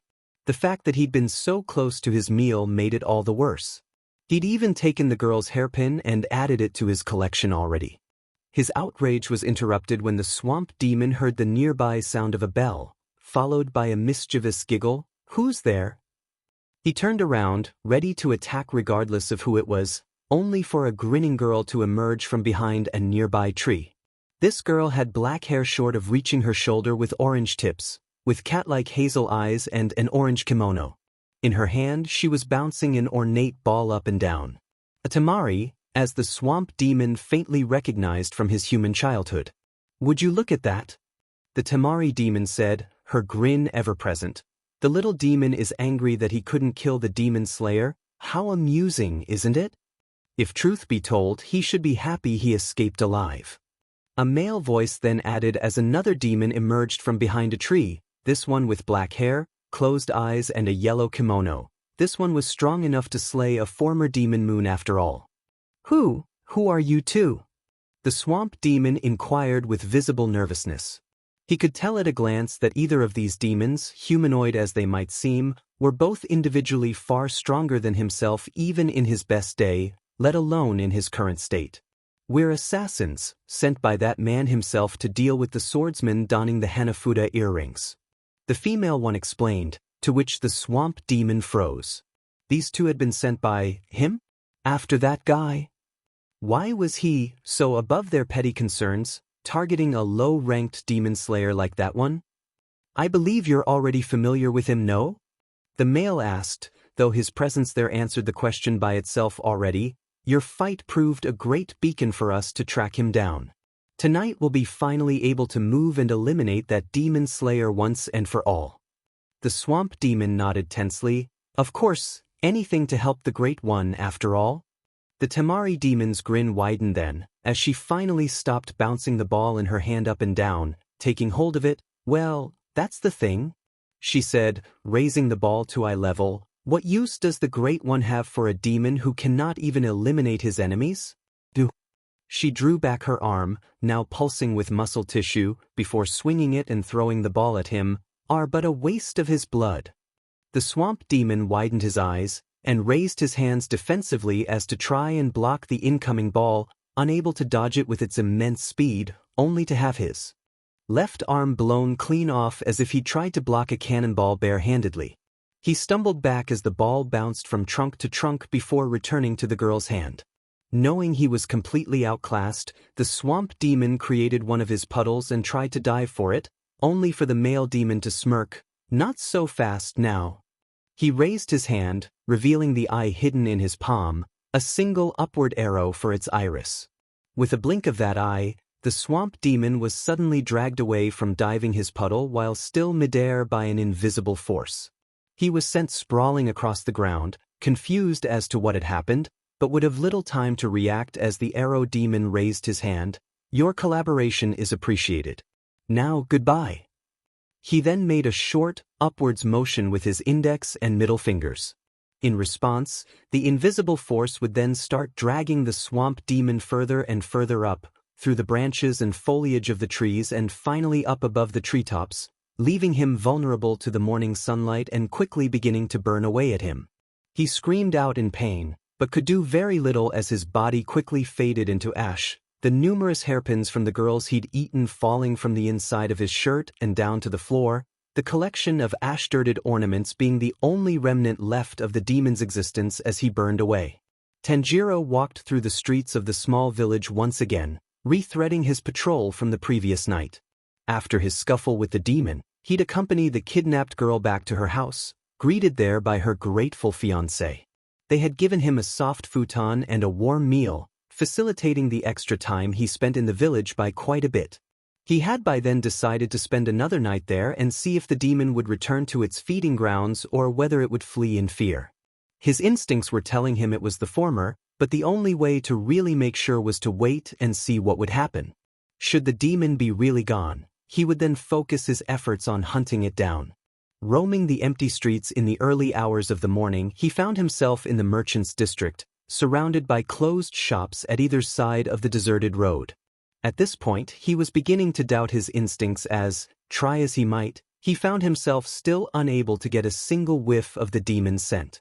Sighing, he stopped to look up at the crescent moon high above for a moment, worriedly wondering if the demon had long left the town, and was New York now somewhere else far away, devouring an innocent human to regain its strength all because of his failure.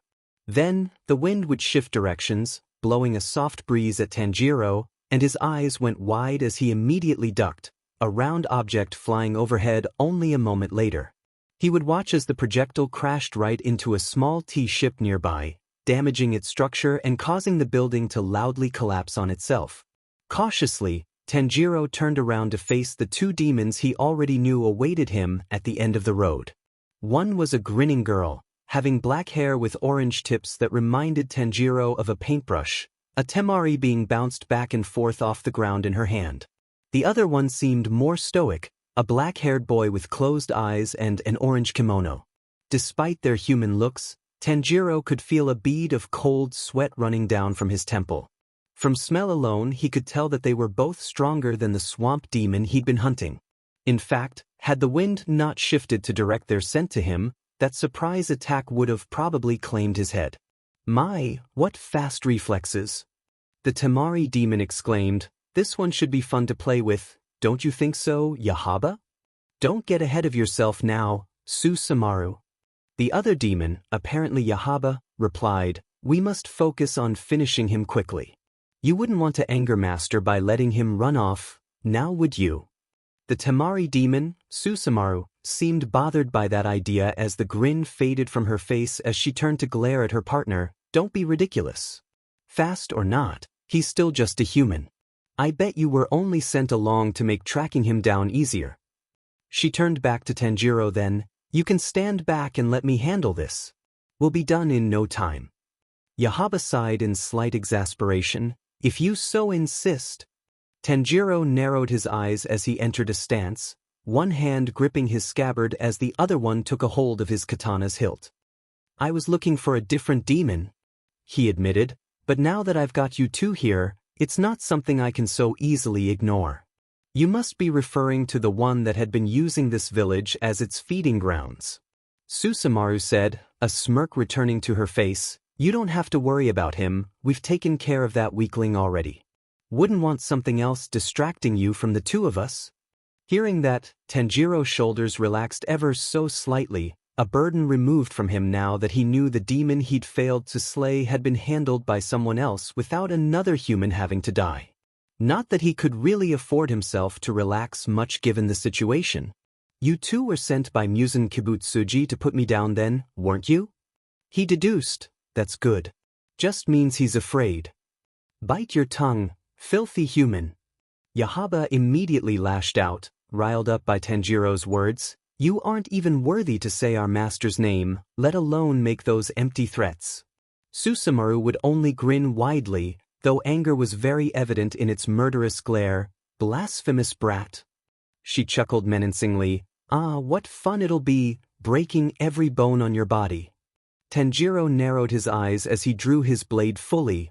I'm waiting. Make the insect hurt, Susumaru. Yahaba growled out, or else I might just tear him apart myself. Oh, don't worry. Susumaru said in sing-song, murderous grin still there as she drew back her hand to fling one of her temari at Tanjiro. I will. Elsewhere in the village, the loud sound of a building collapsing would wake up many people and cause a small ruckus, though most of all it caught the interest of a lone figure walking across another deserted street. Hearing the crashing sound from the distance, she narrowed her eyes before leaping over to a nearby rooftop to try and get an idea of what that was, and was met with the sight of a cloud of dust raised into the air from a collapsing building. She had come there after receiving a notice from her messenger crow, of the local demon who seemed to be hunting 16-year-old girls in the village. Fitting such a description, it was only natural that she was sent off to serve as bait for the demon. Unfortunately, bad weather had delayed her arrival and set her back a day, but now she was there. When she reached the village and begun roaming in search of her target, she honestly wasn't expecting to get any results so quickly. As her sister had many a time told her, after all, demon slaying can be a slow, boring job sometimes, but it was okay. She was patient. Indifferent even. But as she stood there, her tied hair and white cloak fluttering about slightly with the wind, Kaneo Tsuyuri knew already that this might not take as long as she initially thought. So here we have another case of split-in-helphitis. This and Chapter 6 were to ideally be one and the same, probably a very DMN-long chapter. That is no longer the case, and this time it's actually less of me being forced to split it in two, and more so me wanting the proper space next chapter to write what I want to write without thinking, man, this is getting way too long. Thus the kind of improvised chapter name, though it isn't completely unfitting since it's Tanjiro's first POV since Chapter Plus. That is what this chapter is really about, and also why I don't feel as guilty to separate it in two. It's about this story's Tanjiro. We get a small look into the beginning of his training with Yorichi, even though it's mixed in with a dream sequence, then into his regrets and defects. He might be stronger than Canon Tanjiro at this point, but Canon Tanjiro more than makes up for it since Nezuko's got his back, while fanfic Tanjiro is mostly by himself. While beating Kyogai or the hand demon was far easier here, situations where he would otherwise have Nezuko with him are harder for him. Especially in this case, in which he has someone to protect aside from fighting the demon. All that said, I like to think that, with this chapter, I finally managed to round up my Tanjiro's character and prove him more than a Gary Stu wearing the skin of a canon character. Well, what else? One thing to note. Normally, when reading demons from Demon Slayer's perspective, I like to refer them by it rather than he/she, since it shows how inhuman they are in the Slayer's POV. This chapter, reading Yahaba and Susumaru like that from that perspective felt unnatural, maybe because they are the first demons with names I'm reading from someone else's POV aside from Nezuko. That said, I'll just go for the normal he/she with them, otherwise it just feels weird to me. I'm saying this beforehand since next chapter will have plenty of them as we get into a 2-on-2 between Susumaru and Yahaba versus Tanjiro and Kaneo. Minor spoilers, not that anyone didn't see that coming. Thanks to Downward Dive, even though at one point he did try to convince me to make Murata a main character that's not a can of worms I'm keen of opening. Anyway, onto the reviews. Silver 3 Jin. I didn't read the appearance well, but do Tanjiro tie his hair in a ponytail like Yoriichi? He is dressed very similar to Yoriichi, but his hair here would be longer, styled about the same as to how it was when he defeated Sabito and split that boulder in canon. Urjkananen 333. This is a very good story. Keep up the good work, man. Smiley face. Yeah, thanks, I'll try. Guest. Awesome chapter, I can't wait to know what is going to happen next. And when is gonna appear Kaneo again? What a convenient question leading into this chapter's cliffhanger. You must be proud. Lieutenant Mist. I had thought for a second when Muzan summoned his demons to take care of Tanjiro, one of them was Nezuko, and then I remembered the two demons are those who come in episode 8 and my hopes got slightly crushed. Everyone is waiting on Nezuko, I guess that's only natural for what's supposed to be the series' deuteragonist. It's a Sasuke-ish situation though. I'm intent on holding off showing her post-time skip until the time is right. Guest, this story is amazing. I can't wait to see what you have stored for us next. Thanks, hope you like the chapter. St0 Room Crown. Nice update. Can't wait to see what happens next. Don't cry, Zenitsu. Thanks. That really was a bit of a downer note to end the chapter on, I guess. Demon Nezuko, demons. Tanjiro OP please nerf. Poor Zenitsu. He's so insecure of himself. Nice chapter, smiley face. Both really are, but for the former, this chapter is meant to show the current limitations of his powers. Stronger as he might be, Tanjiro is still not above committing mistakes or needing help. As for Zenitsu, well, he'll be getting his time of day in the next few chapters. Roman 1987. I love the story so far, but it's really sad that you kinda took away Tanjiro's immense kindness that he gives even to demons. I mean, I understand since he lost his whole family and he no longer has an anchor for his mentality anymore, it's just a sad thing to see in. A character who we all first think is kind, he's a very kind person. So I really hope when we see the Chow for when we meet Zenitsu we will see some of that kindness again. Tanjiro here is not fully devoid of kindness, but he is far less merciful in his approach to demon slaying than his canon counterpart. There are echoes in this hymn of what he could have been though. His failed attempt to get the swamp demon to repent to some extent is the greatest show of that so far in this story, even if he himself would consider that a moment of weakness. Mr. Pinkhair. Man, this was a great chapter. This chapter made think a few things like, if Tanjiro knows that Muzan has a mental link to the demons he creates, how much more he knows. Does he knows that he can't be killed by cutting his head?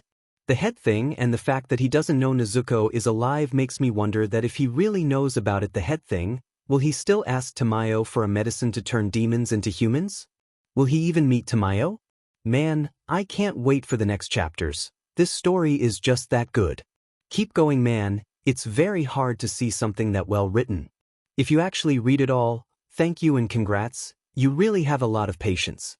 Well, Tanjiro was taught here by the all-time greatest demon slayer as you saw a bit at the start of this chapter, so he has a lot of general knowledge of demons and Muzan himself. Him having some mental link of sorts with demons doesn't seem that big a secret since technically any demon should know that much, like the swamp demon. In canon being told Muzan was always watching. That is not to say they all know the full extent of this link, as even the lower moons had no idea Muzan could read their thoughts. That said, it's not impossible for one to have fessed up something in the face of certain death, especially in the face of someone like Yoriichi. Now, about Muzan's personal secrets like the decapitation one, that's a bit more complicated. Honestly, it's not something even I can say yet. I expect the manga's next chapter to reveal as much, seeing as this week's left off with the cliffhanger of their fateful meeting. I can totally see Yorichi cutting off Musen's head and discovering as much, and if it were up to me it would totally play out that way, but I'm waiting for what the author himself wants to show. Other than that, I'm grateful for the motivating words. You guys really don't know how much that means to me. Stassassin 555. Faster updates TT. To be perfectly honest, this review annoyed me. Instead of praise or even some honest criticism, you just say, more. Well, you're gonna have to be satisfied with what it is. These take long to write, especially while balancing work, family, and everything else life decides to throw at me. I cannot promise anything more than the current semi-schedule of posting only once a week, and even that is hardly set in stone. Arkham Knight. Tanjiro challenges Musen directly along with the other moons. That is some confidence. Wonder how the others' pillars will react to him. Good chapter.